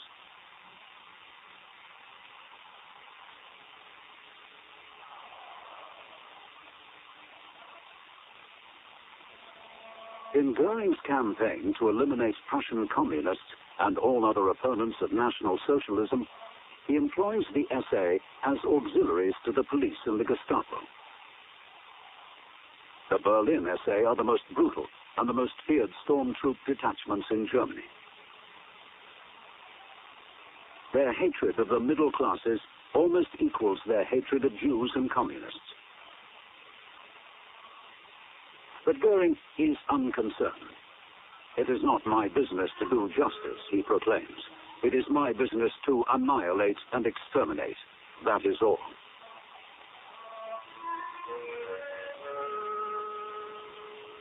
In the capital and throughout Prussia, Goering unleashes a reign of terror in which thousands are interred in SA concentration camps. The situation is fast becoming a national scandal. The party's supporters amongst the middle and upper classes are outraged. Hitler is persuaded that command of a unified German police force cannot be entrusted to Goering. Himmler has won a major victory. One by one, the state police forces will fall under his control. In April 1934, Himmler wins the greatest prize of all. He succeeds in forcing Goering to hand over control of the Gestapo. Now, only one force stands between Himmler and the power he seeks.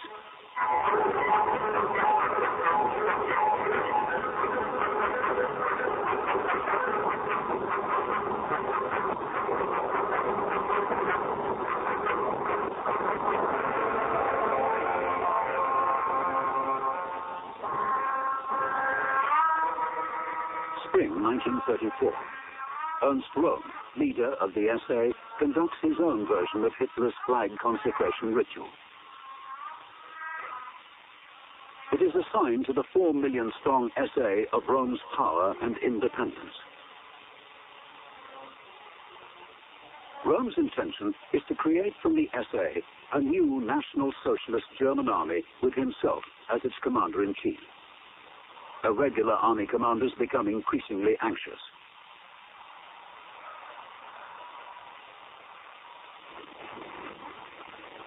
Under cover of inspecting a naval exercise, Hitler holds a secret meeting with the army generals.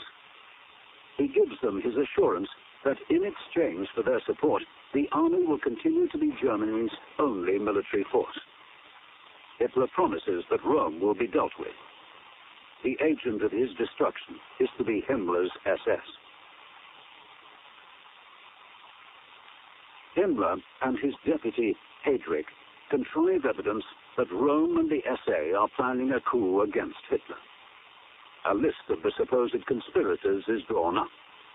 It includes not only the leadership of the SA, but all those who have opposed the growing power of the SS. The bloodbath that Himmler unleashes on June the 30th, 1934, will become known as the Night of the Long Knives. Up to 500 will be murdered by SS executioners.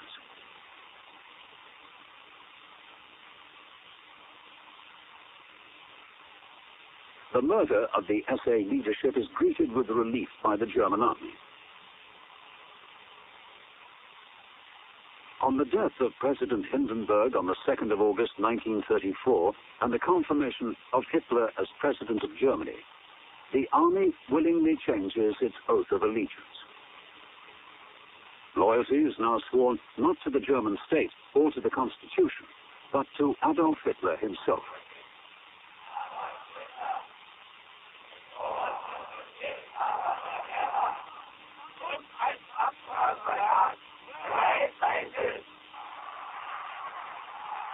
The true victor of the Night of the Long Knives is not the German army. It is the SS. On July the 20th, 1934, a grateful Führer decrees that the SS is to be an independent organization within the party.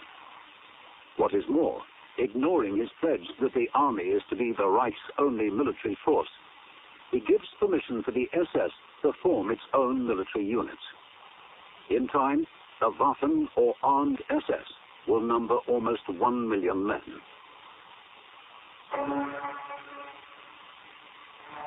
By the summer of 1934, Himmler has won total independence for his SS elite. His eugenics program is established. He has begun the process of winning control of all German police and security services. With Hitler's blessing, he has created the nucleus of an SS army. Heinrich Himmler is now free to put into effect the next phase of his plan for the SS, the creation of a mystical order of Teutonic Knights, an order which will dominate the coming Aryan millennium.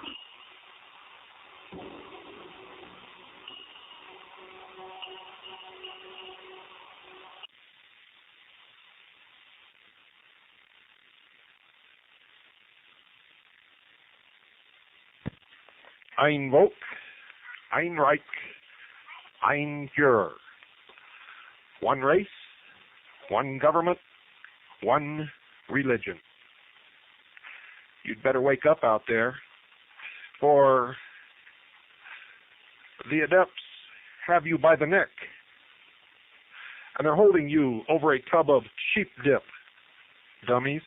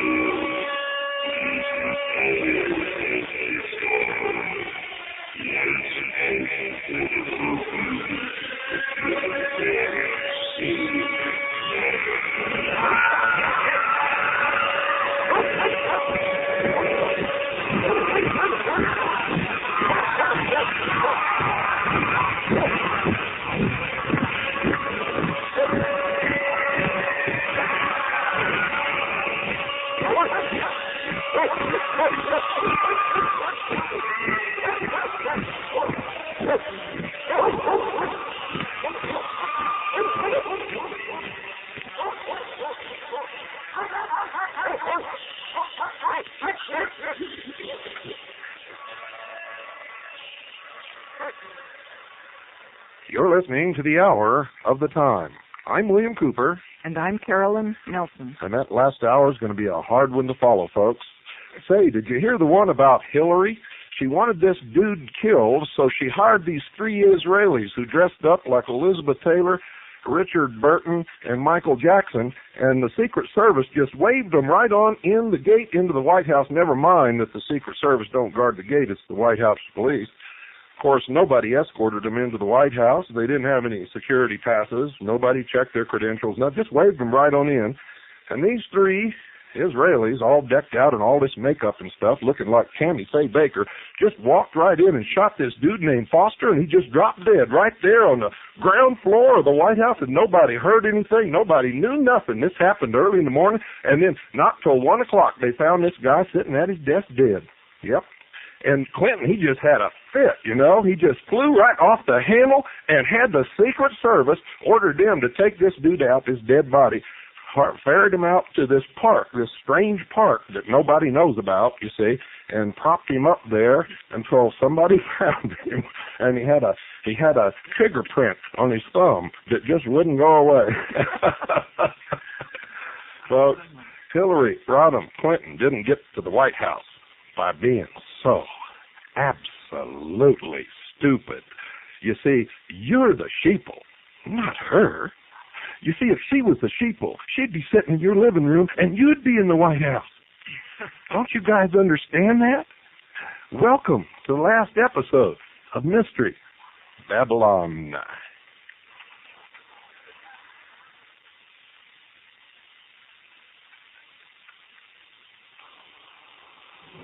Nazi Germany, a state in which children have become a national obsession.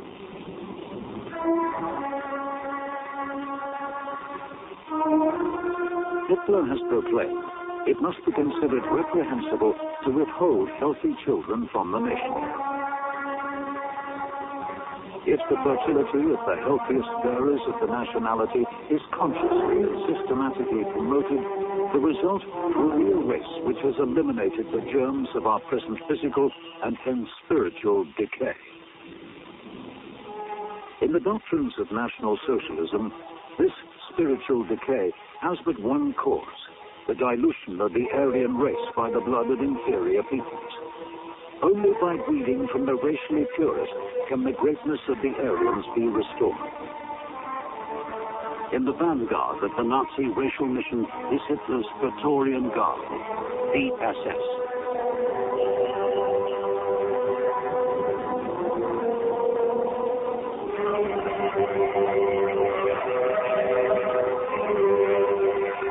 Before he can enter the SS elite, the candidate must have his German ancestry proved back to the year 1750.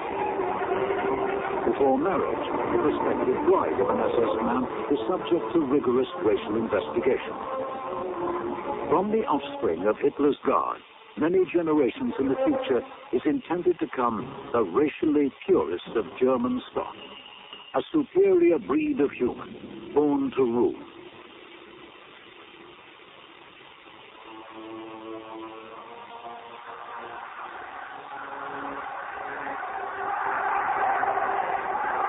The origins of this terrifying vision are strange and contradictory, an unlikely union between the teachings of a modern scientific movement and the esoteric doctrines of the occult.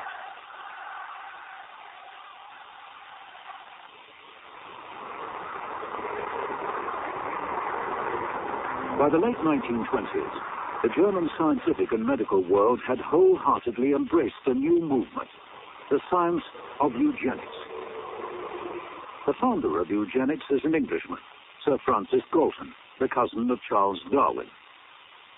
The aim of eugenics, Galton had written, is to breed out feeble constitutions and petty and ignoble instincts, and to breed in those which are vigorous, noble, and social. To the disciples of eugenics, the intelligent and the industrious, the mentally ill, the criminal and the alcoholic are so because they carry within them the traits of their parents. The fear is that inferior types, by breeding faster than those of more valuable stock, will produce a catastrophic decline in the quality of the human race. Only by the most drastic measures, it is believed, can disaster be averted. The solution favored by the eugenics movement is the legal control of human breeding. Laws must be passed for the compulsory sterilization of the feeble-minded, the alcoholic, the insane, and the pauper. At the same time, valuable members of society are to be encouraged to have the largest possible number of children.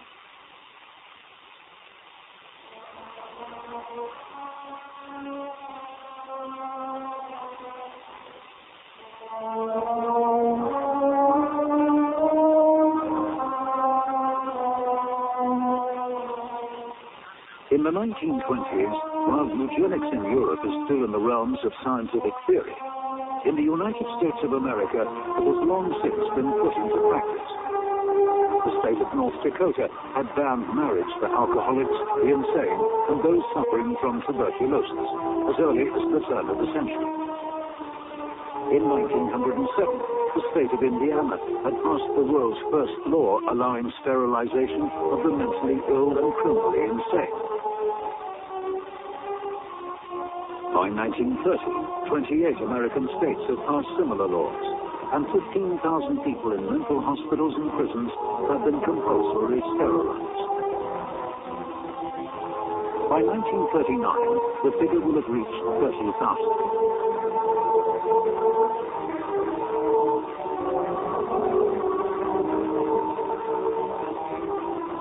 The Health Office of the government of the German Weimar Republic makes a detailed study of American eugenic laws.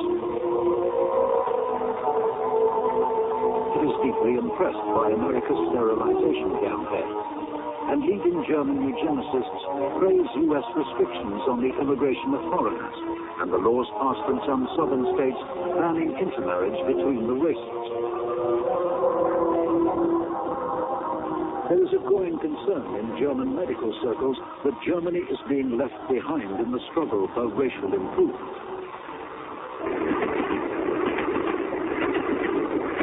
By 1927, eugenics, now with the new name racial hygiene, is rapidly gaining respectability in Germany.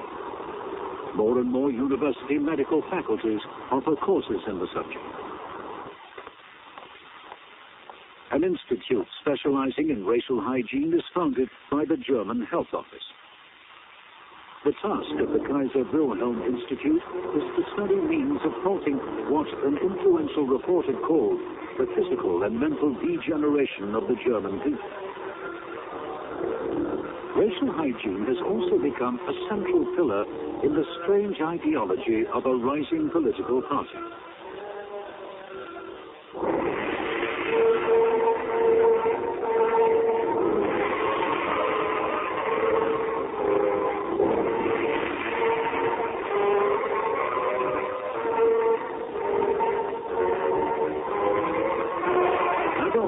Had spent much of the year 1924 in prison for his part in an attempted coup against the Bavarian government. While in prison, he'd read a recently published and widely praised textbook on human heredity and racial hygiene. He'd also written his political testament, Mein Kampf. In Mein Kampf, Hitler's commitment to the doctrines of racial hygiene is made clear. The state, he writes, must set race at the center of all life.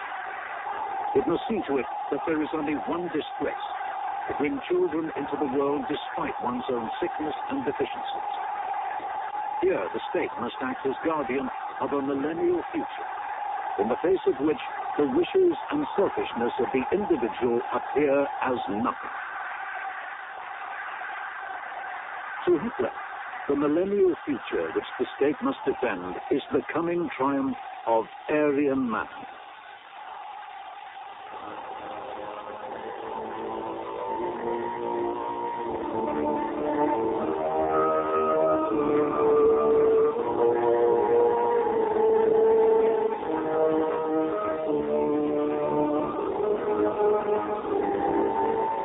The Nazi faith in the destiny of the Aryan race is not the creation of Adolf Hitler,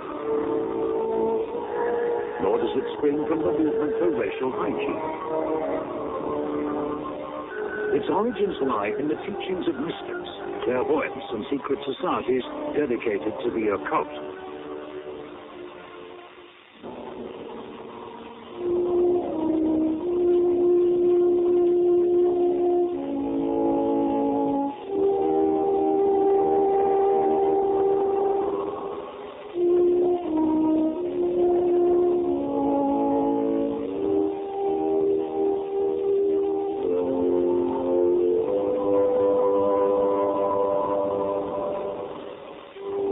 In the violent aftermath of the First World War, an increasing fascination with the mystical and the esoteric had swept the German aristocratic and educated classes.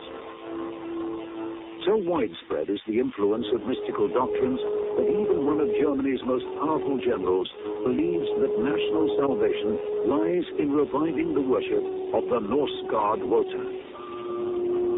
General Erich Ludendorff, hero of the Great War and former chief of the German General Staff, freely admits that he believes he is in psychic communion with the Nordic race soul.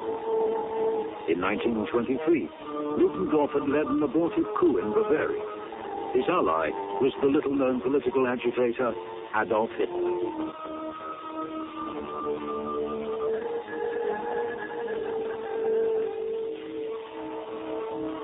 Many of the members of Ludendorff's circle, including his future wife, are closely associated with an influential occultist group calling itself the Edda Society. The Edda Society is founded in December 1925 by Rudolf John Gorsleben. Some years earlier, Gorsleben had been active in extreme nationalist politics. He had been a speaker at meetings of the occultist Thule Society, and had founded a political movement with the anti-Semite Julius Streicher. Streicher would later become a key figure in the infant Nazi party. Gorsleben then abandons politics. He immerses himself in the task of deciphering the ancient Nordic script of the runes and penetrating the secrets of the Icelandic verses known as the Edda. In these, Gorsleben believes can be rediscovered the priceless magical heritage of the vanished Aryan god myth. In widely read periodicals, Gorsleben and the Edda occultists teach that traces of the blood of the Aryans are present in the German people. Warning against racial dilution, Gorsleben writes, "Remember, God dwells within you." It is a creed which will become the lifelong conviction of Heinrich Himmler, Reichsführer of the SS.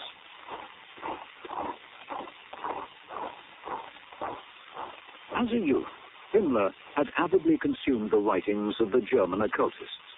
He'd grown obsessed with astrology, spiritualism, and herbalism. Above all, he'd adopted as his own the mystical doctrine of the Aryan. If, as Himmler had come to believe, the blood of the Aryans runs most strongly in the veins of Germanic peoples, then, by breeding from the purest individuals, a race of superhumans could be produced. A race in which the Aryan psychic powers would grow ever stronger. Himmler, trained as an agriculturalist and devoted to the occult, is embarking on the strangest eugenics experiment in history.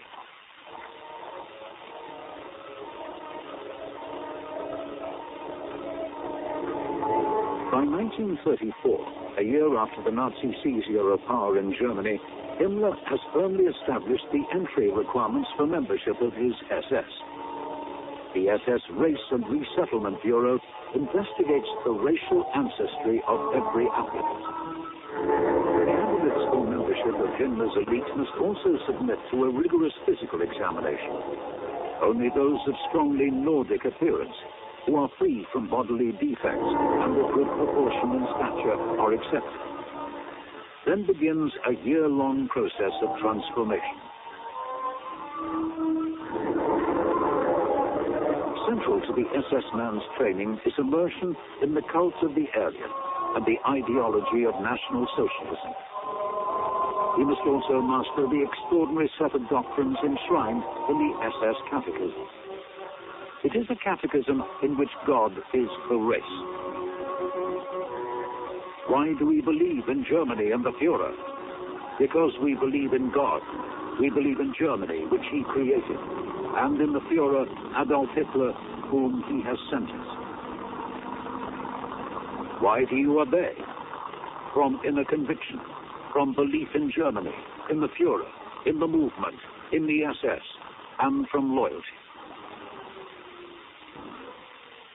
On November the 9th, the anniversary of the coup of 1923, the day symbolized by the rune of remembrance, the SS candidate swears the kith and kin oath. In it, he binds himself and his future family to obey the SS marriage law. None will marry unless the union is approved by the SS Race and Resettlement Bureau. Henceforth, the SS man's family are entitled to wear the coveted badge of SS clan membership, a sunflower bearing the rune of fertility.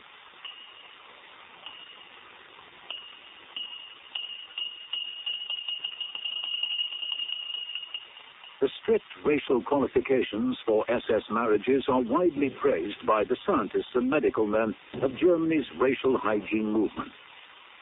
Inspired by the example of the SS, measures are already underway to control the breeding of Germany's civilian population. Within months of Hitler's becoming Chancellor of Germany, the first of a series of eugenic laws is passed.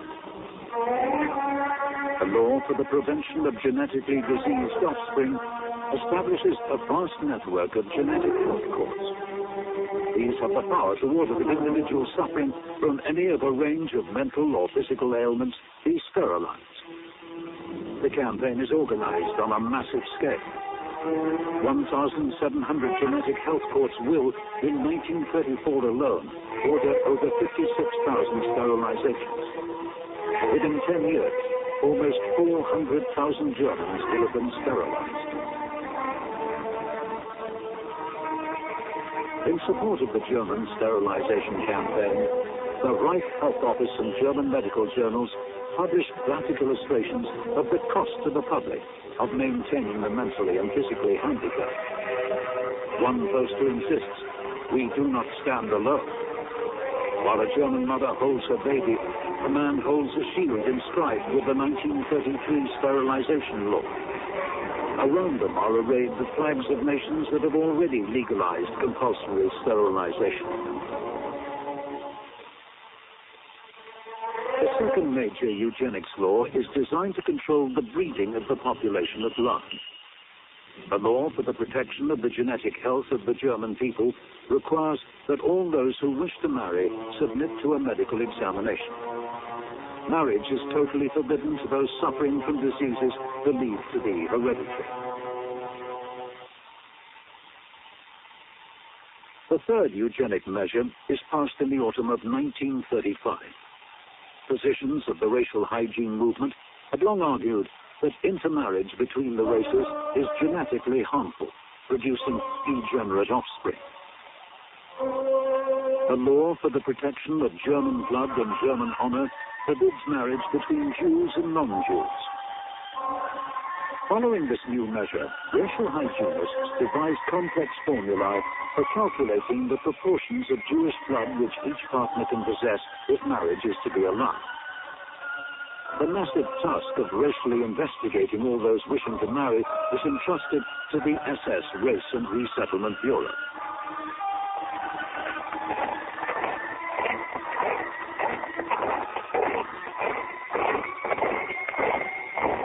Heinrich Himmler's vision of the SS has from the beginning extended far beyond his eugenic project to breed a race of pure-blooded Aryans. His intention was to create a military religious order, an order steeped in Aryan mysticism.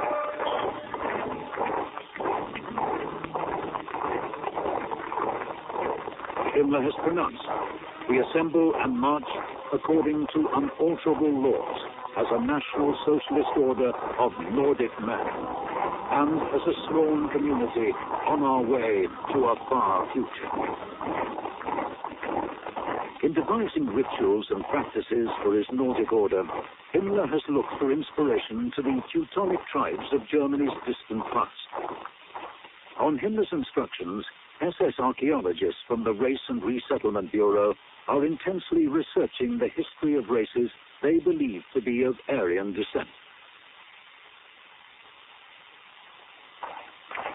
To advise him in his search for the religion of the ancient Teutonic tribes, Himmler has recruited into the SS a renowned Germanic occultist, a man whose claim is to be the last in a long line of Aryan priest kings.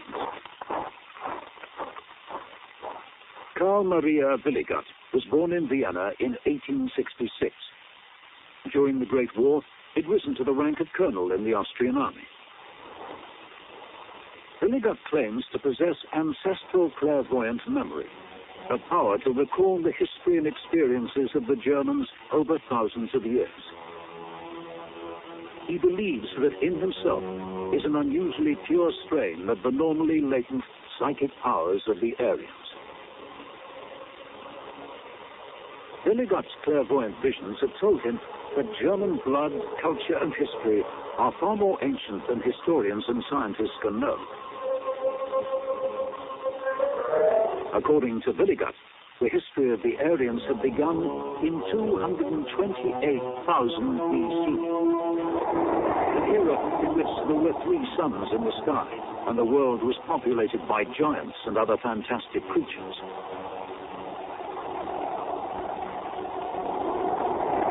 Willigott's own royal line, he claims to have originated in the union between the gods of air and water in the very earliest days of the earth. Willigott claims that amongst his ancestors are many of the greatest of Germanic heroes.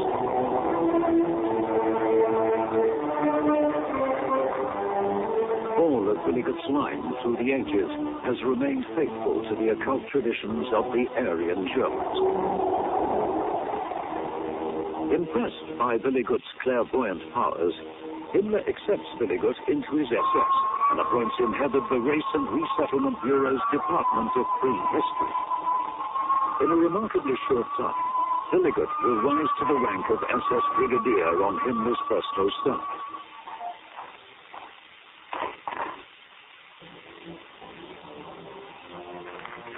By 1934, Himmler's SS is becoming one of the most powerful organizations in the Reich. Germany's state police forces are, one by one, falling under Himmler's control. The SS is responsible for all intelligence and security duties in the Nazi Party. The SS Race and Resettlement Bureau is dramatically expanding as it polices the national eugenics program. The SS is rapidly becoming a state within the Nazi state. Now Heinrich Himmler, with the help of Karl Willigott, plans the strangest of all his creations, an SS spiritual center, an order castle for his Germanic brotherhood.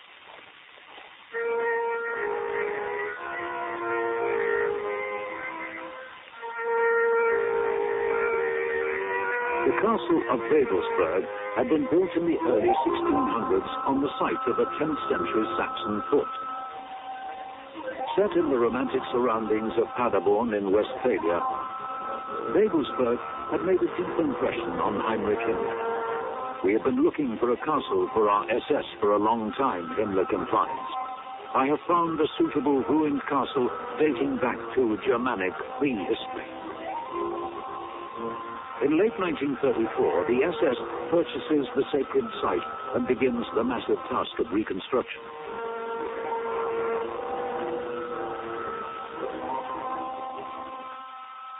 Karl Willigott had accompanied Himmler on his earliest visits to the castle. His researches had revealed an ancient prophecy. Here in writing, reports Willigott, is the prophecy concerning the great determining battle of which we spoke. Billigut has unearthed the Westphalian legend in which Babelsberg is destined to become a magical German stronghold in a future conflict between Europe and Asia. The prophecy coincides exactly with Himmler's belief that the SS is to be the bastion of Europe against a massive onslaught from Asia. Already, Himmler's order is preparing for the millennial conflict to come. The SS is to become the most formidable military force in Europe.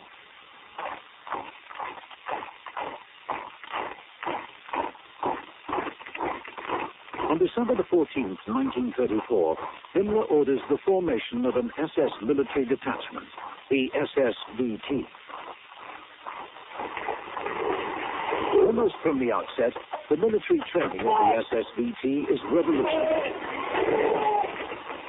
The emphasis is less on the barrack square drill favored by the regular army than on the creation of a new breed of military athlete. In the words of an SSVT commander, training is designed to produce a supple and adaptable type of soldier, athletic and varied, capable of more than ordinary endurance.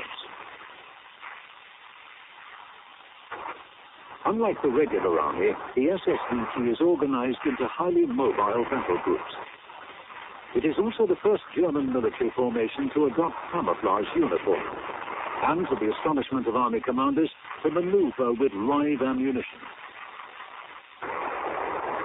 To the SS, casualties in training are simply to be expected.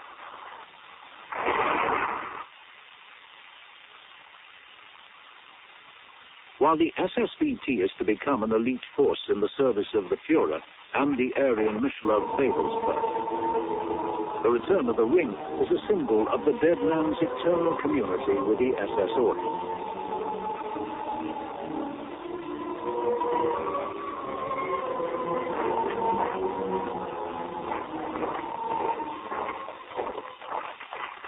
The transformation of Himmler's SS castle is by now gaining momentum.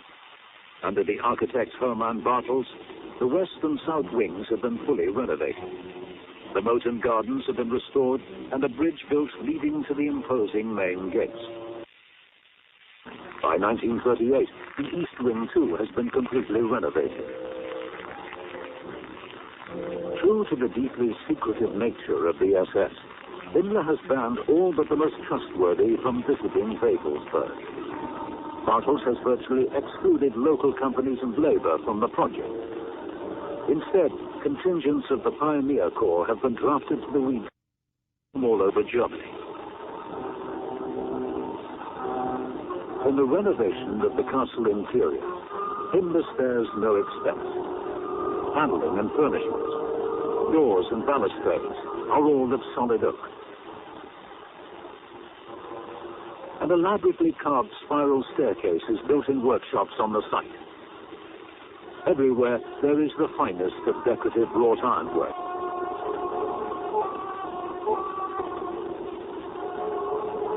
The chambers of SS leaders, each room named after a Germanic hero, are to be filled with appropriate relics. Arms and armor are collected from all over Germany. Himmler has pronounced, "May the spirit of the most distant past be the future in this castle."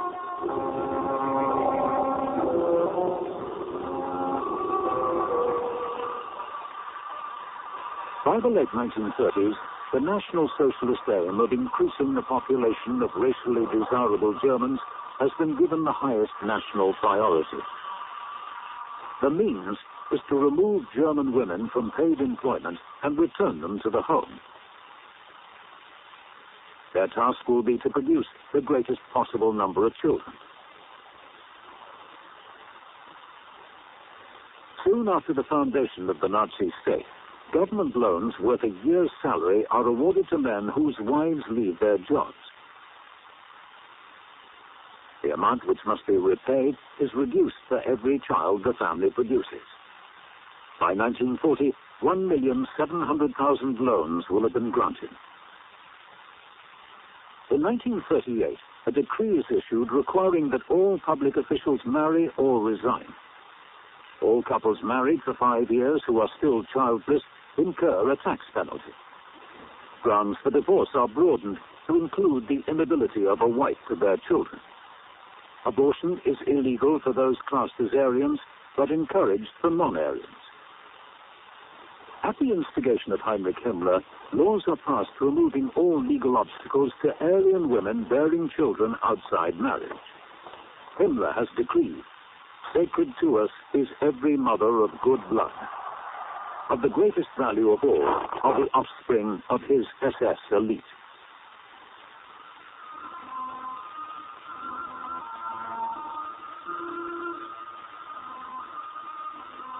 In December 1935, Himmler had founded the project which would remain his obsession for almost 10 years. He calls it the Lebensborn, the spring of life. It is a chain of maternity homes and breeding centers for his SS racial elite. In Himmler's words, a nursery garden for pure Germanic blood. In Germany, there will be 10 such homes, each veiled in secrecy and under heavy SS guard.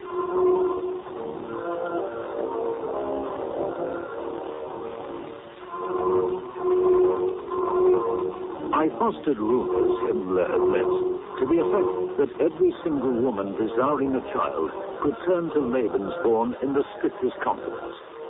We only recommend genuinely valuable men as procreation helpers. In spite of the stringent racial qualifications required, there is no shortage of prospective mothers. The Nazi League of German Maidens has officially stated, although not every German girl can hope to find a husband, you can all become mothers.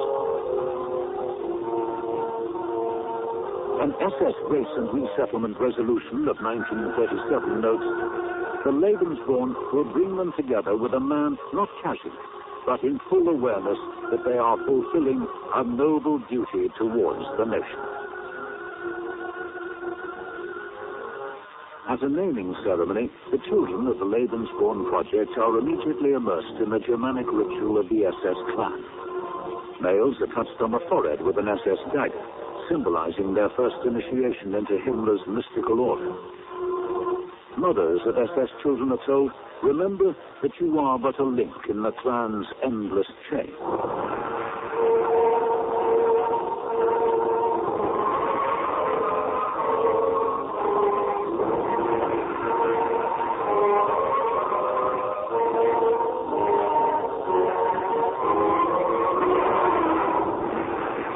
Himmler has pondered the question of how his SS order is to be governed.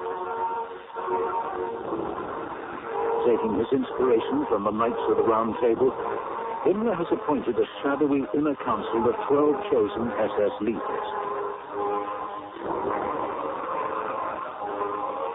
The ritual setting for their deliberations is the castle of Wewelsburg.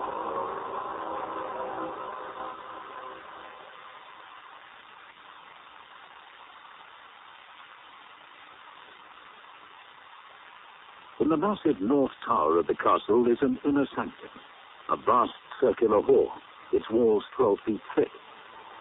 Around the chamber stand 12 columns.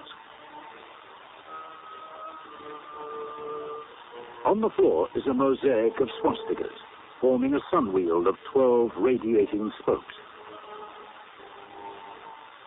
In this strange chamber, Himmler and his chosen 12 commune with the Aryan race soul and the spirits of the Germanic ancestors.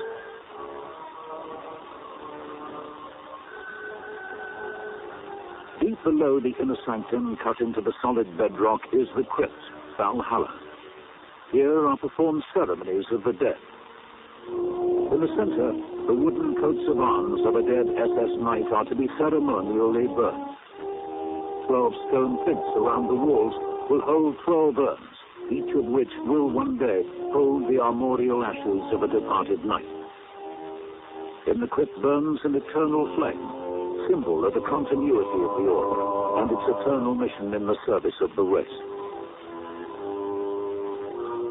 In 1937, Heinrich Himmler, speaking to senior German army officers, proclaims, The next 10 years will see a war of annihilation conducted by the subhuman enemies of the entire world against Germany, the kernel of the Teutonic race and guardian of the culture of the human race. It will mean, warns Himmler, the existence or non-existence of that white race of which we are the leading nation. In reality, the war of racial annihilation foreseen by Himmler will be the war about to be waged by Germany. For Adolf Hitler, the first step in the creation of a greater Germanic empire has been to order in March 1936 the reoccupation of the demilitarized Rhineland. It is a blatant contravention of the Treaty of Versailles. In the wake of the occupation, the SS becomes deeply involved in the first sterilization campaign to be waged on grounds of race. In a joint operation mounted by the Gestapo and genetic health courts, 500 children of mixed race, the offspring of black French soldiers, are seized and sterilized. It is a grim warning of horrors to come.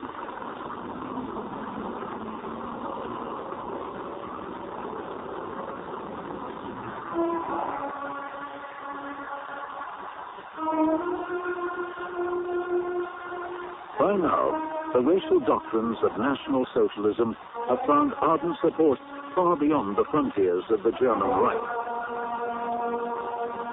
In the United States of America, the German-American Bund, led by Fritz Kuhn, is secretly supported by the German Foreign Office.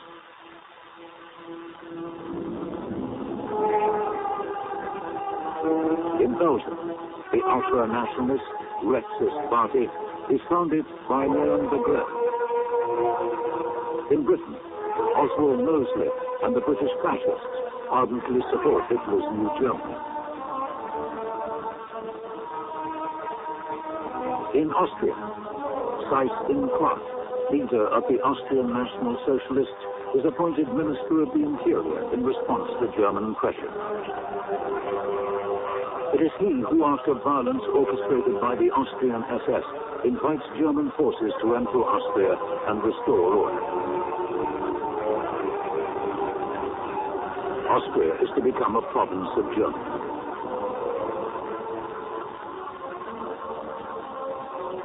In the wake of the occupation, SS troops of the Gestapo and SD security service arrest 76,000 Austrians and commit them to concentration camps. Next on Hitler's agenda is Czechoslovakia. The leader of the National Socialists in the German-populated region of Czechoslovakia is Konrad Henlein. In the months following the German occupation of Austria, Henlein provokes a crisis in the Sudeten. His followers, armed by Germany and supported by detachments of the SS, begin an uprising that will culminate in Hitler's occupation of Czechoslovakia. As the German army consolidates its hold on Czechoslovakia, Himmler dispatches an SS brigadier to Prague. His mission is to organize the deportation of 6 million Czechs and the resettlement of Czech agricultural lands by racial Germans. In Himmler's plan, the settlers would be selected on grounds of racial purity by his own Race and Resettlement Bureau. Even though Hitler has already spoken favorably of the mass deportation of Czechs, Himmler's plan comes to nothing. The German armaments industry covets Czech factories and labor and will tolerate no disruption. In Poland, Himmler's Aryan vision will encounter no such obstacle.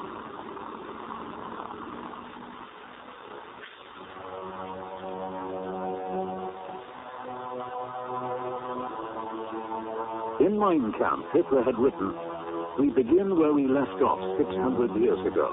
We put an end to the perpetual Germanic march to the south and west of Europe, and turn our eyes towards the lands of the east."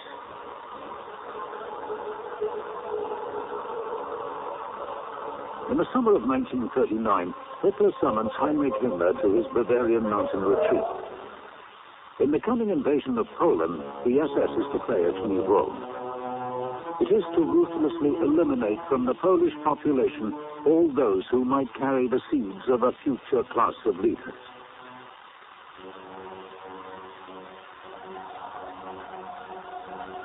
Under Himmler's head of security, Reinhard Heydrich, 5 SS Einsatzgruppen extermination squads are to follow close behind the invading German armies.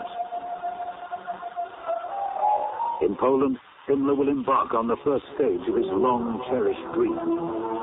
The SS is to be the vanguard of a great Germanic migration.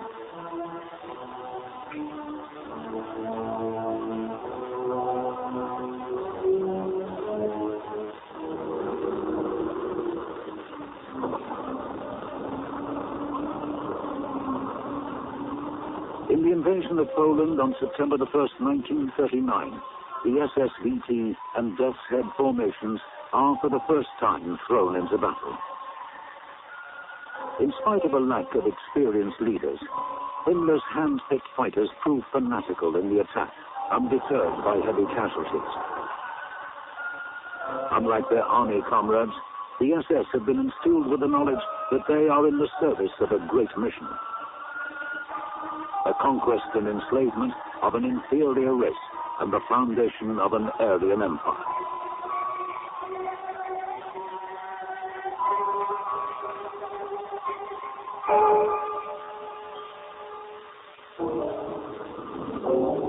While the SS military formations bask in the success of their Polish campaign, Reinhard Heydrich's Einsatzgruppen unleash a reign of terror. Tens of thousands of Poles are seized and shot. The victims are teachers, doctors, officials, aristocrats, Catholic priests, and Jews.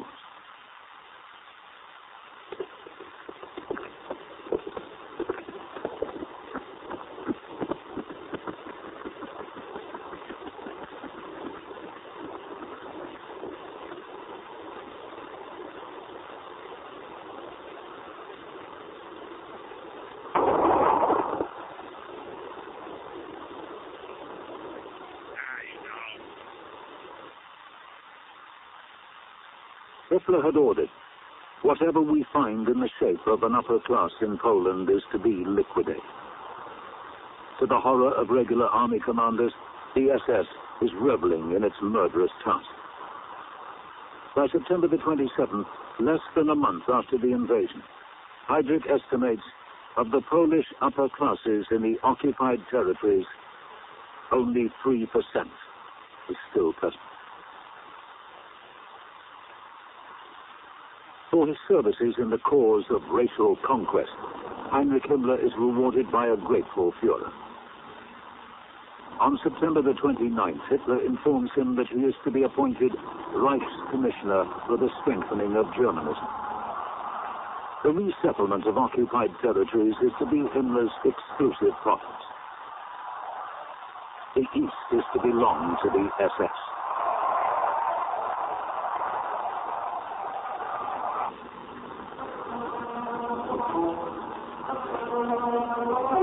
The war into which Europe has been plunged is eagerly embraced by a rapidly extending armed SS.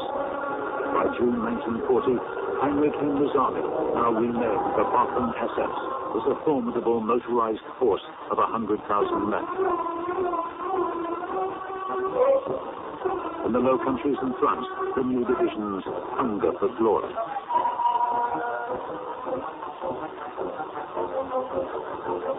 While the exploits of his military athletes win the grudging respect of the regular army, and in Hitler's words, pay the butcher's bill, Himmler's thoughts are elsewhere.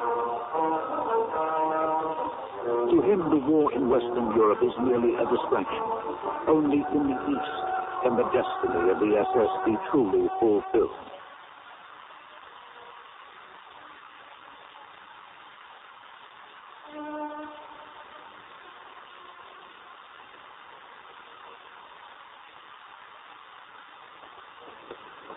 Since early 1939, an SS plan had been in preparation for the repatriation of up to 30 million racial Germans resident in foreign countries.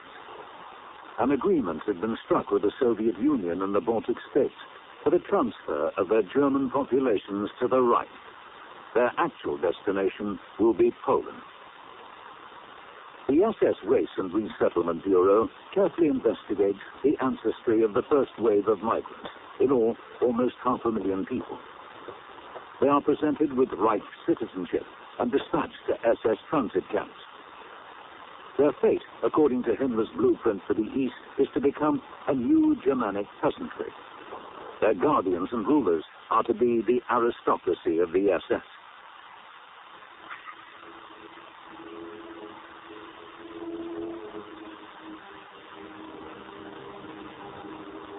By mid-1941, 1 million Poles and Polish Jews had been driven from their homes and deported to the area of Poland known as the Government General. The Jewish people of the conquered territories had been forced into ghettos to await a fate as yet unknown.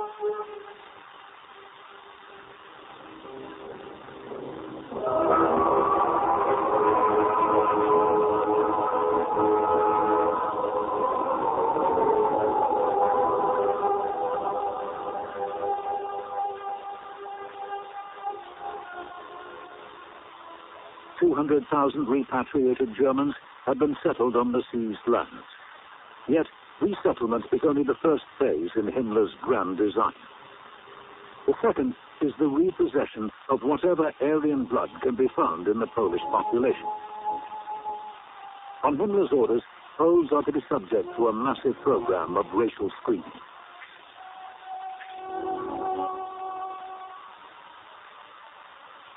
Tens of thousands of Polish children are examined by the SS Race and Resettlement Bureau.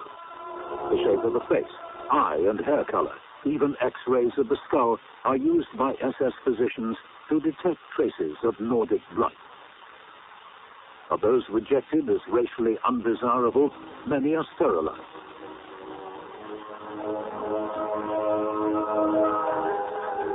Those deemed of racial value are forcibly taken west.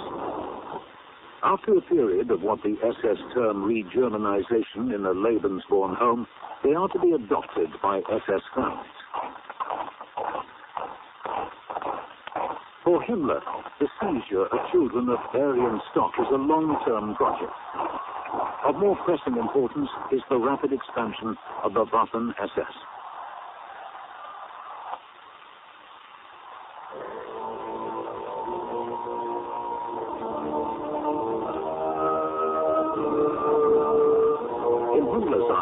Traditional ideas of nationality are meaningless. All that matters is race. His aim is the creation of a pan-European brotherhood of the racially pure, an international SS, ready for the coming crusade against the Slavs and Bolshevism. The National Socialist movements of the Nordic countries will prove fertile grounds for recruitment.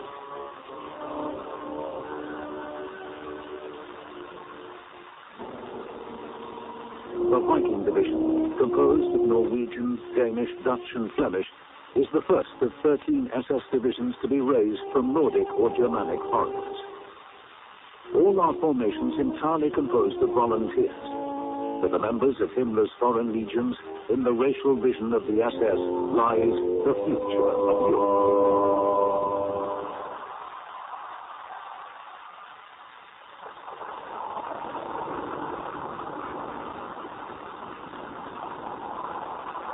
With the seeds of a pan-European SS army sown in the conquered West, and the battles for the East which Himmler foresees drawing ever closer, the castle of Wewelsburg takes on an even more powerful significance.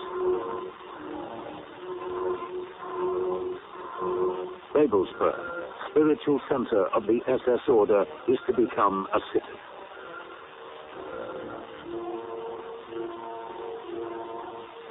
The North Tower, with its sacred hall and underground vault, is to be the center point of vast circular grounds. Surrounding them is to be built an enormous complex of administrative centers, libraries, and research institutes for astrology, astronomy, and Teutonic history.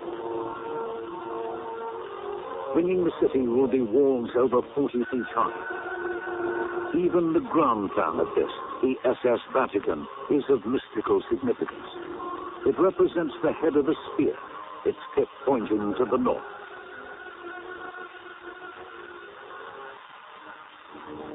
The cost of realizing Himmler's vision is to be 300 million marks, an extraordinary sum. The entire project is to be completed sometime in the 1960s. By then, the SS will possess its own independent state, a state carved from the heartland of the Soviet Union. To Heinrich Himmler, Operation Barbarossa, the invasion of the Soviet Union, promises the fulfillment of all his dreams.